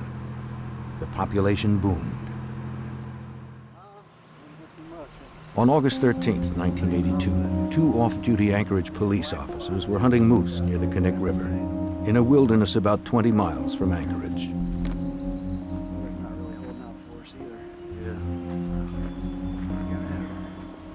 As they made their way through the dense forests, they happened upon partially buried human remains. They left it undisturbed.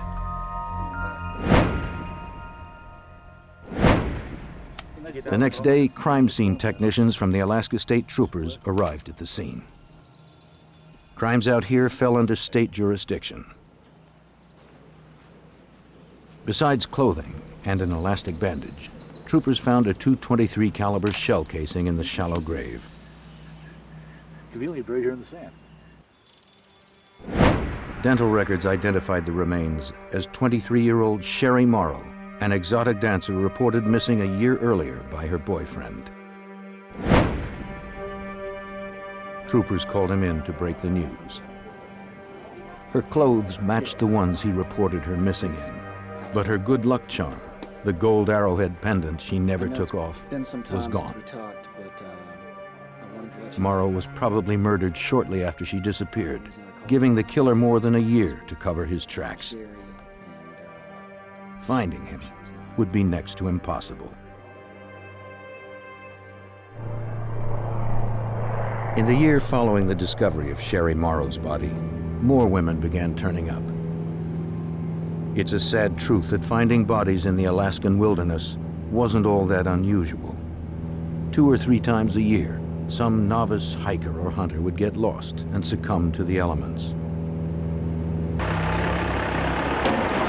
But a growing number of bodies had a different story to tell.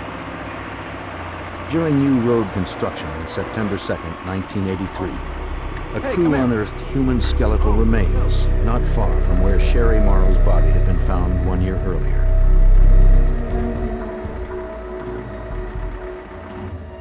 The bones had obviously been here for some time. Yet until recently, this area of the Knik River was so remote that it could only be accessed by boat or light plane. The remains were identified as 17-year-old Paula Goulding, an out-of-work secretary who had moved to Alaska from Hawaii. She had been missing for 5 months. Like Sherry Morrow, she had taken a job as an exotic dancer to make ends meet. And like Sherry Morrow, a .223 caliber cartridge was found at the site. For Alaska State Trooper Wayne Van Clausen, the connection was frightening. And that's about when everything started to become kind of scary for everybody, because the profile was the same. They were topless dancers from the clubs downtown, but that was certainly when there was the belief that there was a serial murderer out there. 2 bodies had been found, but now troopers believed there were more. They began to revisit missing persons reports. Many of those reported missing were exotic dancers, but in Alaska, their disappearance was not unusual. Missing persons was a relatively low priority. Statutorily, if you're an adult, you have a right to be missing. And there were a lot of instances where these girls would just jump on a plane and go away. Between 1980 and 1983, 12 women had been reported missing. That was only a fraction of the unreported total. Troopers now wondered how many of the missing women were victims of the killer. That would be difficult to determine. The Alaska State Troopers sent the evidence from the Sherry Morrow and Paula Goulding crime scenes to the FBI's laboratory in Washington, D.C. for analysis. The FBI ran ballistics tests on both shell casings to see if they were shot from the same gun. State troopers hoped the results could provide them with strong evidence that the same person committed both murders. The lab results were conclusive. Both women were killed by the same high-powered rifle. There was little doubt. Alaska troopers were dealing with a serial killer. While they began their hunt for him in the wilderness, the Anchorage police were dealing with their own problems.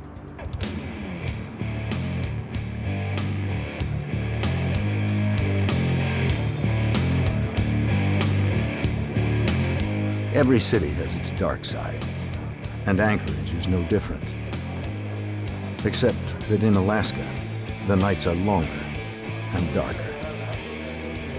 In the 70s and 80s, Anchorage was a frontier town.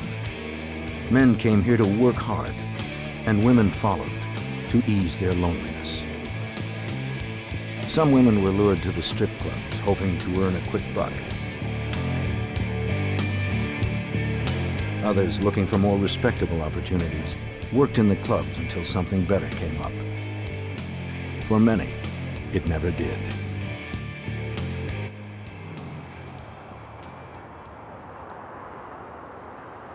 And in the city's streets roamed a stalker.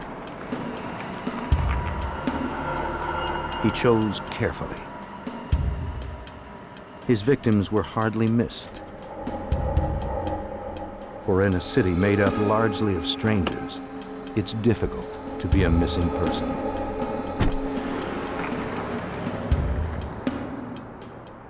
Some of the women who disappeared from Anchorage turned up safely. Some didn't turn up at all. But disappearances weren't the only crimes being reported. On the early morning of June 13th, 1983, Cindy Polson, age 17, ran down an Anchorage highway. She was partially dressed and in handcuffs. She managed to flag down a passing truck. She was running for her life.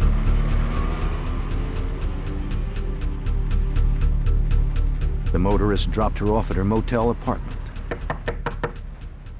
The desk clerk had called the Anchorage police. Miss Paulson? An officer removed her handcuffs and tried to calm her. You all right? Here, let me get this. Anchorage police officer Greg Baker recalls the incident. We found her in handcuffs with very little clothes on. She was real credible. She was very scared, she was very frightened, and she told us her story. Paulson, the prostitute, told Baker that she picked up a trick the night before. She described him as wiry, scruffy, about 6 feet tall, with glasses and a stutter. He was not the kind of person she thought of as threatening. But as soon as she stepped into his car, he handcuffed her and put a wood-handled revolver to her head.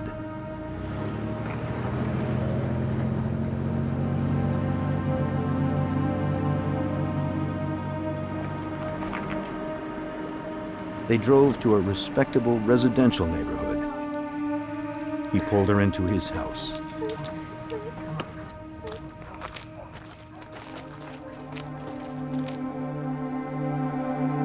The place was well kept and full of hunting trophies. He had a chain hanging from the ceiling of his den. He chained her up and stripped her.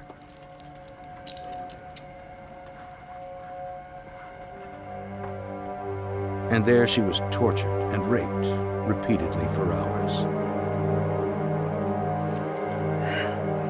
Then he went to take a nap, leaving her there. But he wasn't through yet. He said he was going to take her to his cabin in the wilderness. He said if she tried to get anyone's attention, he'd kill her, and them as well. He told her he already had his alibi worked out.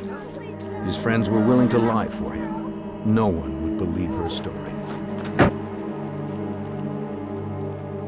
They ended up at the airport.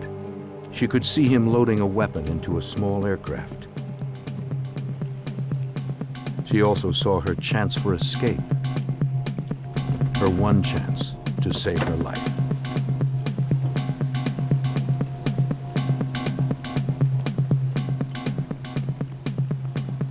The story sounded outrageous, but her genuine terror compelled Officer Baker to check it out.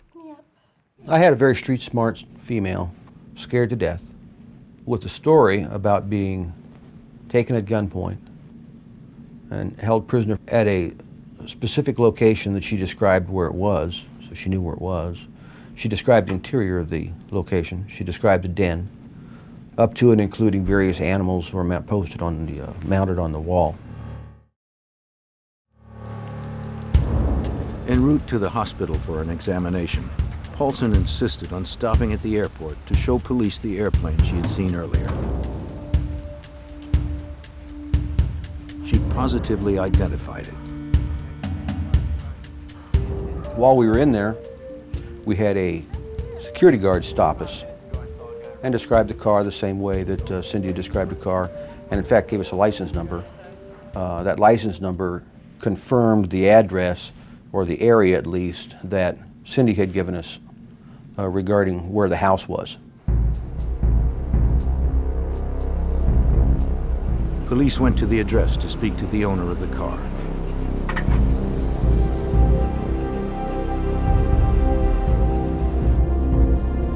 They arrived moments before he pulled up, driving the vehicle described by Cindy Paulson. So far, everything Paulson said had checked out. But the suspect had his own story to tell.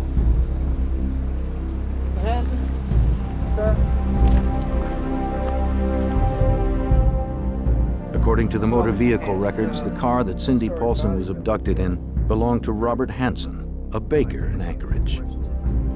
Hansen, who fit the description of the man Paulson described, calmly answered questions. He said he was at a friend's house from 5 p.m. to 11:30 p.m., repairing a seat for his airplane. Afterward, he went to the home of another friend and stayed until around 5:30 that morning. Then he went to the airport and installed the seat. Hansen gave police his consent to search his house. Again, his home was exactly as Paulson had described. That only proved she'd been in the house, not that Hansen had raped and tortured her there. They could find no evidence of that. They did notice a loose-fitting wall panel. Behind it, they found a collection of weapons, but that wasn't surprising. Hansen was an avid hunter. They did find a revolver, but it didn't match the one that Paulson described. The gun, the chain, and the blanket she was wrapped in were nowhere to be found.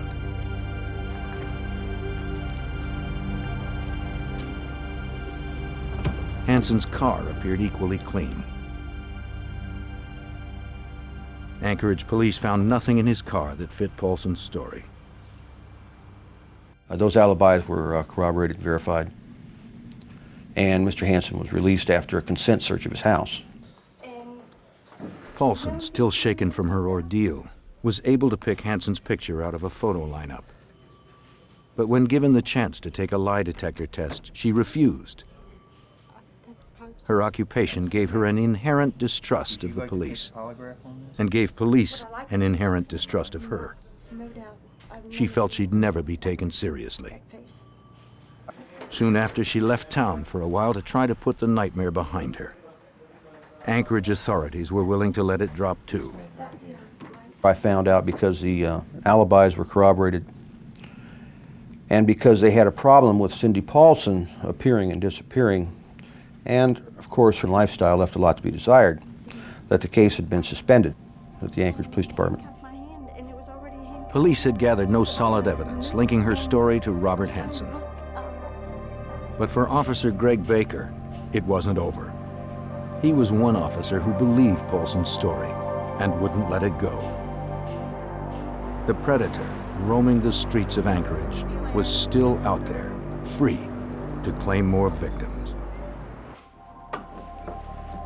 Robert Hansen, the most likely suspect in the abduction and rape of Cindy Paulson, had been released for a lack of solid evidence. Officer Baker was still curious. Lately, the Anchorage police had been grappling with what seemed like more than their share of missing persons reports, involving prostitutes like Paulson, or exotic dancers, or women out by themselves. Paulson's assertion that she was about to be put on a plane only reinforced his creeping suspicions about Hansen. He had taken her to the airport where he was going to fly her out with the story that if she maintained her helpfulness, that he'd bring her back and let her go. Well, Cindy was bright enough to know that she was on a one-way trip, and so was I.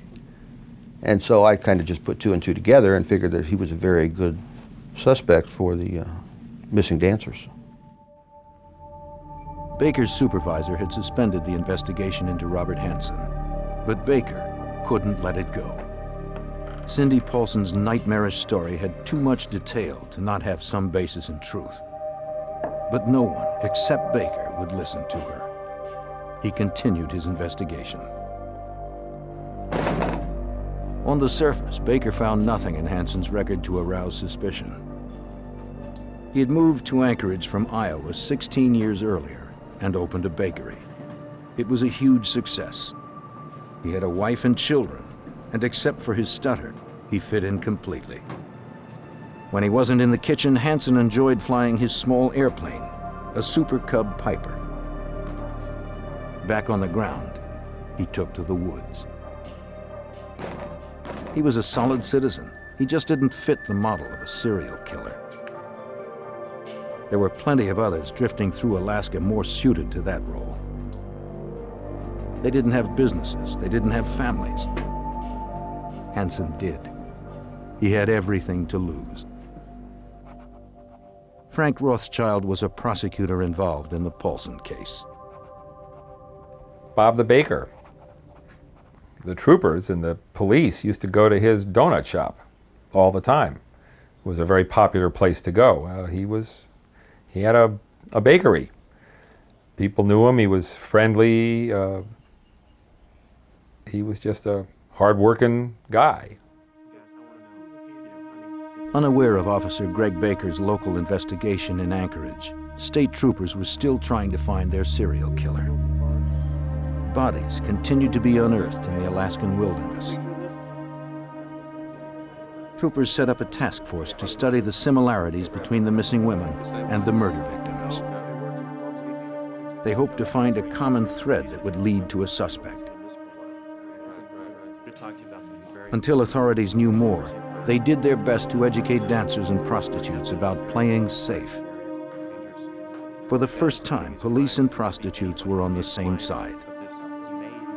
According to Rothschild, the goal was preservation. Law enforcement were then, and had been for a time, advising young women who were working in some of these clubs and who were working the streets to be careful, and to advise them there was a maniac out there who seemed to be abducting and killing people. A little digging revealed that Hansen's criminal history was extensive. 12 years earlier, in 1971, he'd been arrested twice for kidnapping, rape, and assault with a deadly weapon. They were crimes that bore an eerie resemblance to what Cindy Paulson had endured. Baker couldn't bring this information to his supervisor. The Paulson case had been officially suspended, and Baker was bucking authority. That left him no alternative. And at that time, I gathered up all the reports and background that I could find on Mr. Hansen and carried it over to the troopers. When the troopers received the file from Officer Baker, they were optimistic. Paulson's testimony, along with Hansen's police record from Anchorage, made him a prime suspect in the state case. The troopers' investigation dovetailed with Baker's. They were both dealing with the same maniac. Robert Hansen was their best suspect. I think everybody was looking at him real seriously because he made a good suspect when you looked into him. He had a pretty extensive criminal background, including some sexual assaults. The only problem was the proof. Though Hansen was a violent sex offender, his record indicated nothing about being capable of homicide, nor was there any direct link from him to Sherry Morrow, Paula Goulding, and the other missing women. At this point, troopers didn't even have enough for a search warrant. They knew only that 3 women were dead and 12 were missing. Out there lurked a serial killer. Troopers needed to catch him before he killed again. They needed help. We knew we had a mass murder on our hands. That was not something Alaska had any experience with. Somebody obviously knew that the FBI not only had experience with it, but had set out this unit that was designed specifically to try to assist in discovering who these people were. To catch a killer in their own backyard, the troopers called on help from over 3,000 miles away. Only the FBI had the resources needed to get inside a killer's head. When the Alaska State Troopers determined they had a serial killer on their hands, they realized they didn't have the expertise to stop him. But they knew who did. Quantico, Virginia is home to the FBI's Investigative Support Unit.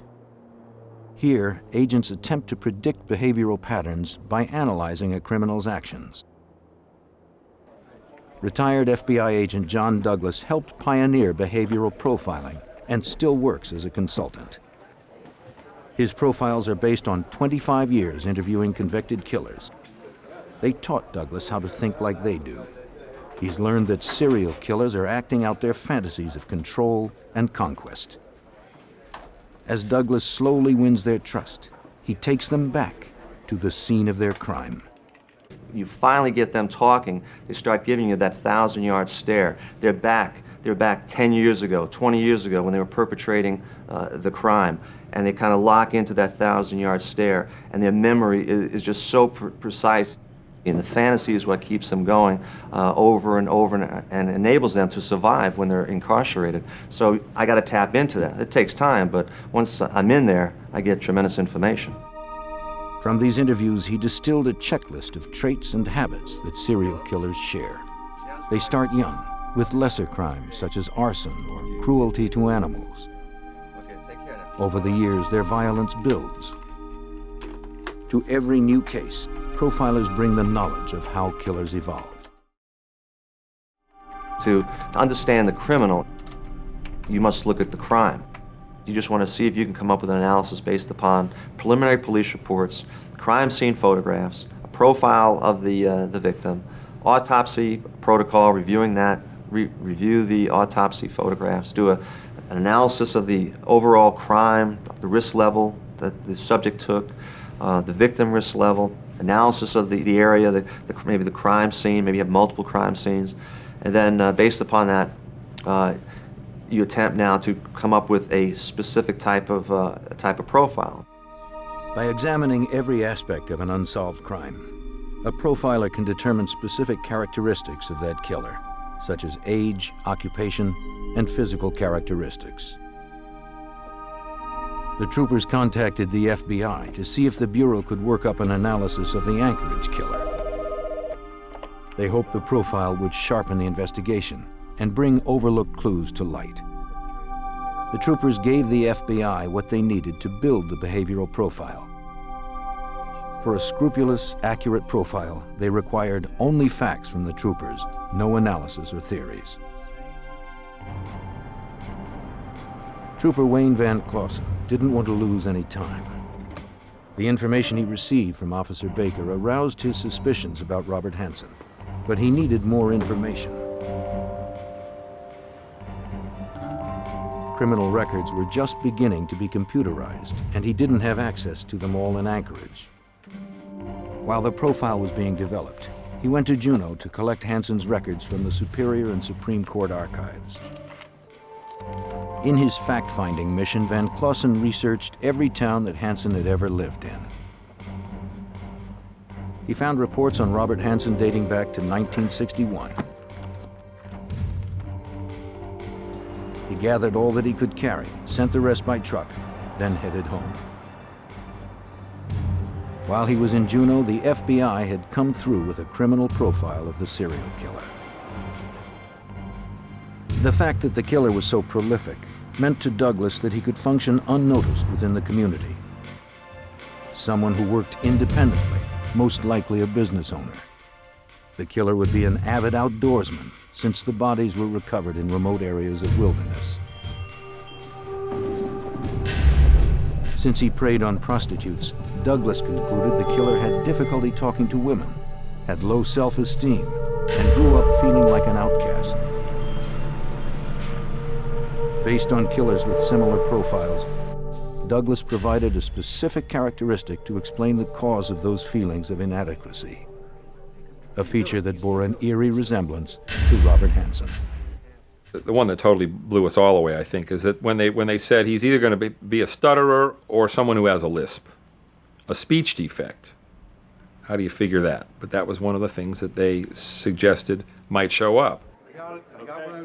The FBI profile pointed to Robert Hansen, but the depths of Douglas's insight were about to be known. Upon Van Clausen's return, troopers studied the files.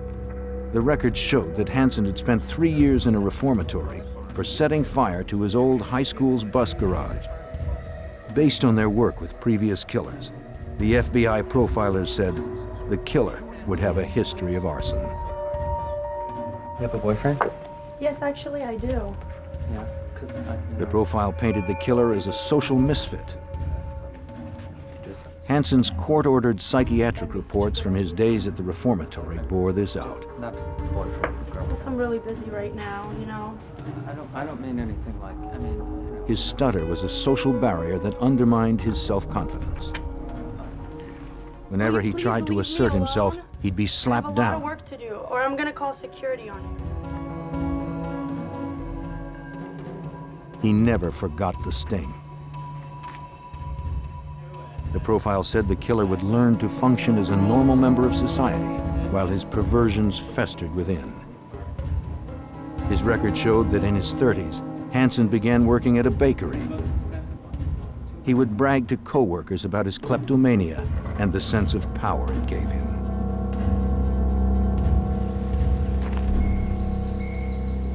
He also bragged about his love of hunting.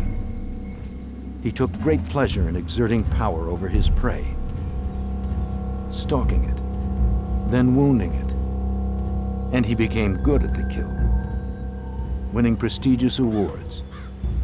In 1967, he moved to Alaska to start a new life and for better hunting. 3 years after moving there, his record showed he was arrested for the attempted rape of a young receptionist at gunpoint. He pleaded no contest to assault with a deadly weapon.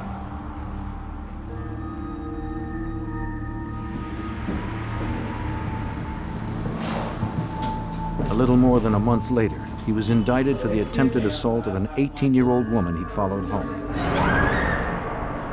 As soon as the man got to Alaska, he was involved in theft cases, he was involved in abductions, he had psychiatric evaluations showing him to be really unstable and having all kinds of weird sexual fantasies and the rest.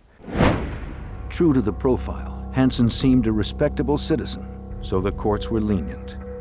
In one case, he claimed to have memory lapses and was given psychiatric treatment and 5 years in a work release program. He abducted one of his early victims outside a coffee shop, took her to a cabin in the wilderness, and raped her at gunpoint. She was 17 at the time. He told me, of course, if I called the police, that he would hunt me down and kill me. He told me he was a fine, outstanding businessman. He had never mentioned at any point when during the rape time or before or after that he was married, but he said he's a fine, outstanding businessman and that I was just a kid and nobody would believe me. And he was right. Everything the profiler said about the perpetrator of the serial killings fits suspect Robert Hansen, a truly dangerous man who was passing as a nondescript face in the crowd. While troopers zeroed in on Hansen, they spread out to search for more victims in the Knik River area, where 3 bodies had been found. They believed that the dancers who were still missing may have been buried close to the other grave sites. But troopers came up empty. The area was too large and remote to cover completely. Despite the compelling FBI profile and the past police records, troopers lacked anything tangible to link Hansen to the killings. His police records were too stale, the evidence too circumstantial to hold any weight in a court of law. Investigators hoped that Cindy Paulson could help. She was the only surviving victim to Hansen's current wave of violence. Perhaps she could remember something else from her ordeal. Paulson gave another statement, but this time she was able to ID one of the guns Hansen had in his possession. Aside from Paulson, Hansen had not been implicated in a rape or abduction for more than 10 years. But in the hopes of strengthening their case and establishing a pattern of behavior, investigators searched for another of Hansen's victims from years earlier, whose experience matched Paulson's. Although this prior victim no longer lived in the area, troopers tracked her down and asked for her help. I had gotten a call from Alaska asking if I would like to maybe help with a conviction for Mr. Hansen. They had explained to me that he had killed, to the best of their knowledge, 7 women. And they explained to me that the last woman had broken free. She agreed to testify when the time came, but troopers still had a weak case. Though troopers felt confident they were on the right track, they didn't have enough to prove that Hansen was a serial killer.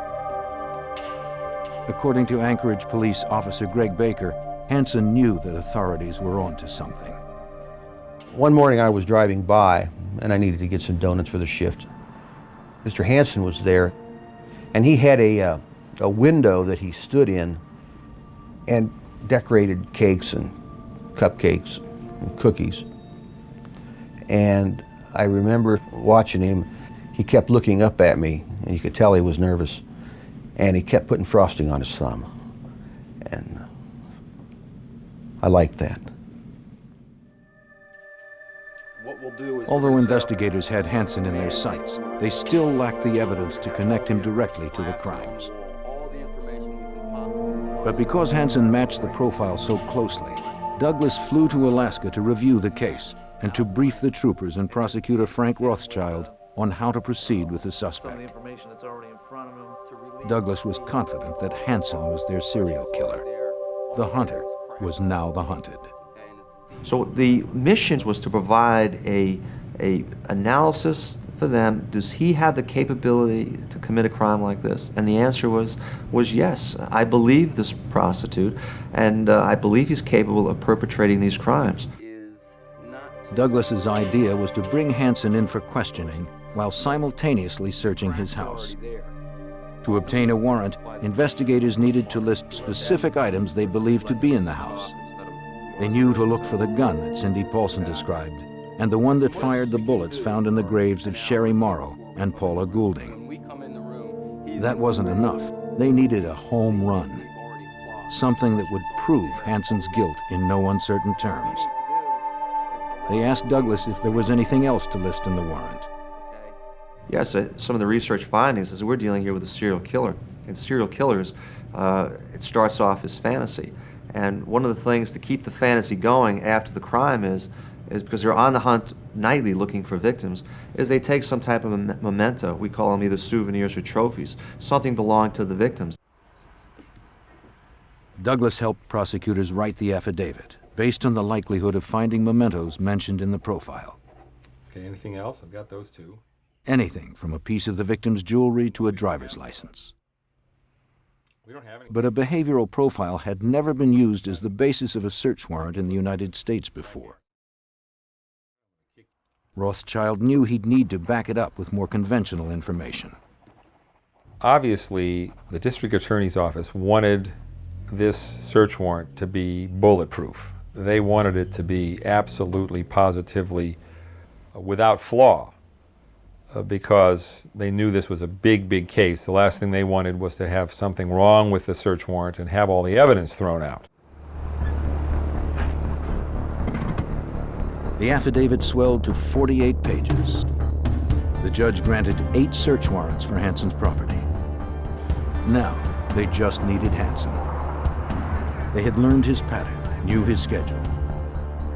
On October 23, 1983, they went to pick him up at his bakery. But Hansen wasn't there. He'd gotten off to a late start, unwittingly keeping the troopers waiting 20 tense minutes.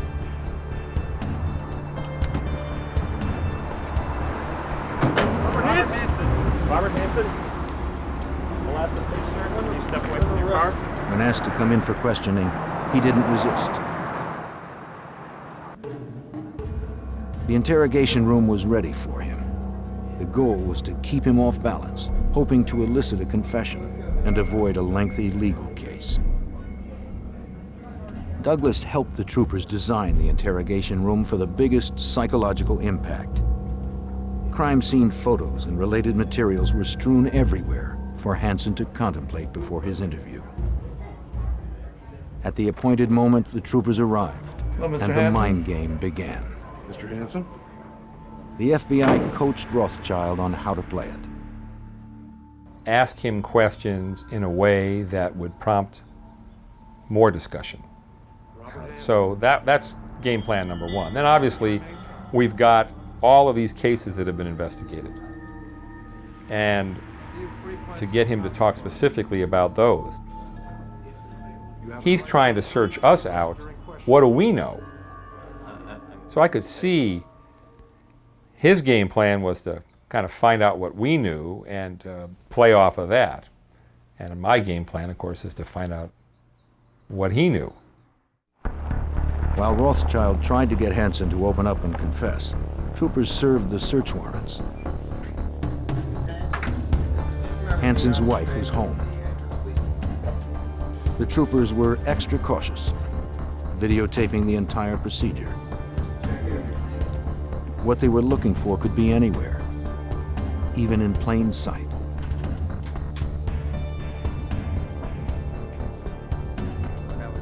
Hansen knew the troopers had access to his police and psychological records. He didn't tell authorities anything they didn't already know. He spoke of his painful upbringing, his strict family, his anger. He admitted to picking up dancers and prostitutes in the early 70s, and how enraged he became when they tried to raise their prices. But he denied threatening any of them. He admitted nothing.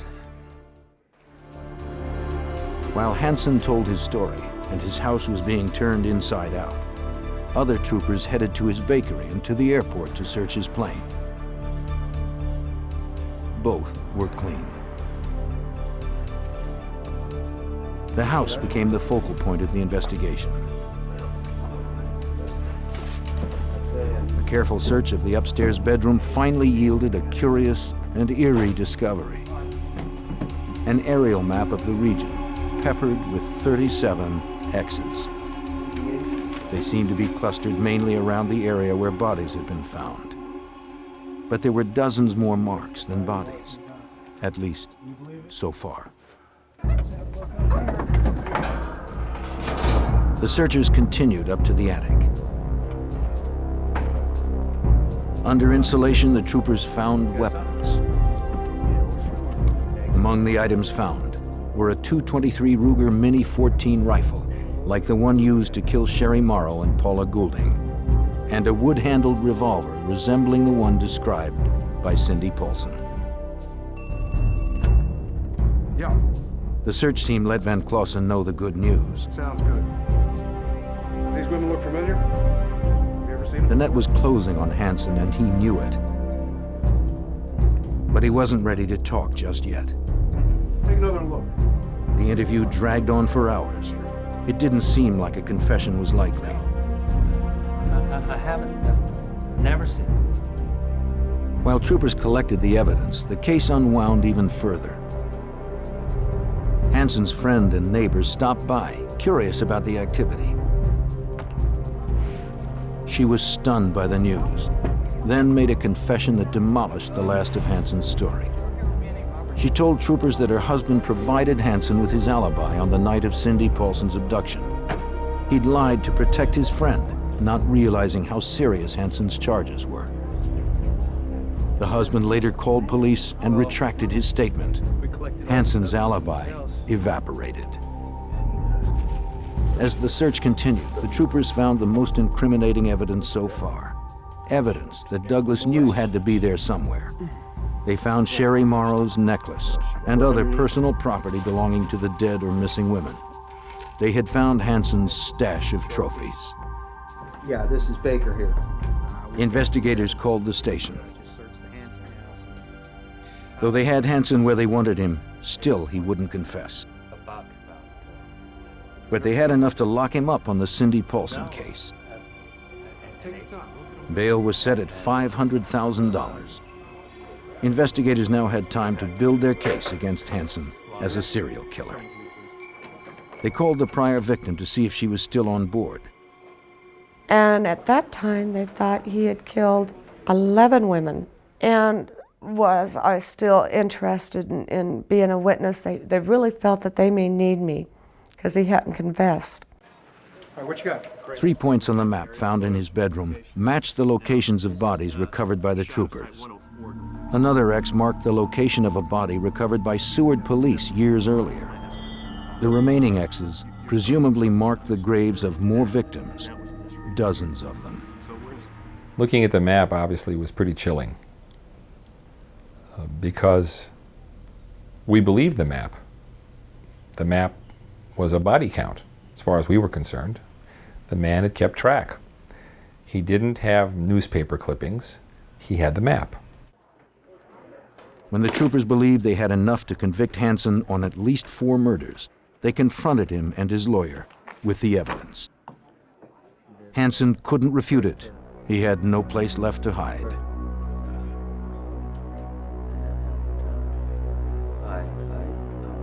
Finally, it was time to confess. Time for Hansen to cut a deal. Hansen said he would confess to the murders that could be proven, as long as the trial was given no publicity and that his family be left alone. He demanded that he be imprisoned outside of Alaska when the trial was over. In exchange for only 4 convictions, he agreed to show the troopers where more bodies were buried. Investigators called the prior victim to tell her the good news. The 3rd time they called back and said that he had confessed and they wouldn't need me. So I hung up the phone when we were done talking, got my son off to school, got my husband out the door, and proceeded to fall apart. I started crying. I couldn't stop. I had no control over it. It controlled me. I could see each and every one of those women, how they died, probably hunted down like dogs, wounded and then hunted more.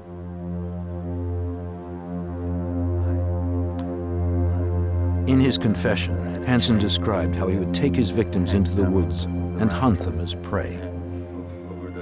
Over the dozen years that he lived in Alaska, he'd raped more than 30 women and developed many strategies for capturing them. Once he found a likely target, a solitary woman like Sherry Morrow. He would befriend her and arrange to meet her at a fast food place. If they were dancers or aspiring models, he'd offer to pay to photograph them. He'd arrive early and stay in his car. That way he'd be certain the woman arrived alone and had no one waiting for her in the parking lot. No witnesses. Then he'd go in and meet his new victim.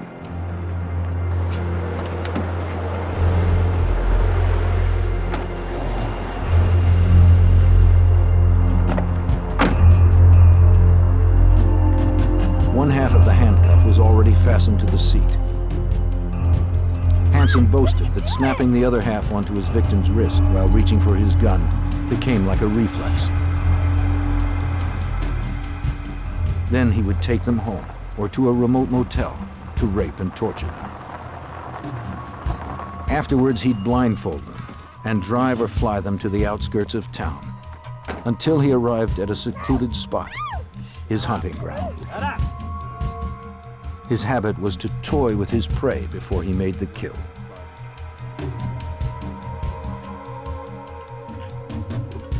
Hansen confessed that in the summer of '83, he devised what he called his summer plan.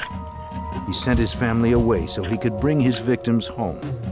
When he was done with them, he'd dispose of them in the wilderness. Close 26. On February 27, 1984, Robert Hansen was convicted of murdering 4 women and sentenced to 461 years plus life with no chance of parole.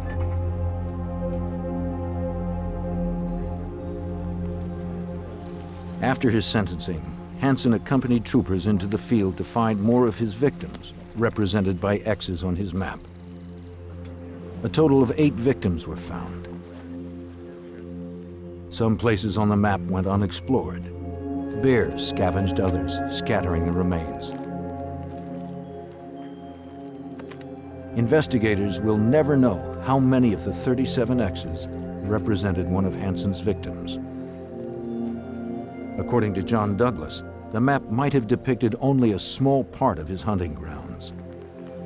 Killers like Hansen will come into contact with a lot of women, but fantasy is everything, and they may not like the way the person talks or the person dresses, the style, and so they'll make a decision. Well, this one will live. This one over here will die. I believe he was good for a lot more cases, and I still believe there was a chance that one of the reasons that caused him to go up to Alaska, he was running away from homicides back in the lower 48. In the United States, an estimated 35 to 50 serial killers are active at any given time. Profiling has made them easier to spot and apprehend. Each time one is captured, investigators learn more about their twisted motivations, making it easier to catch the next one.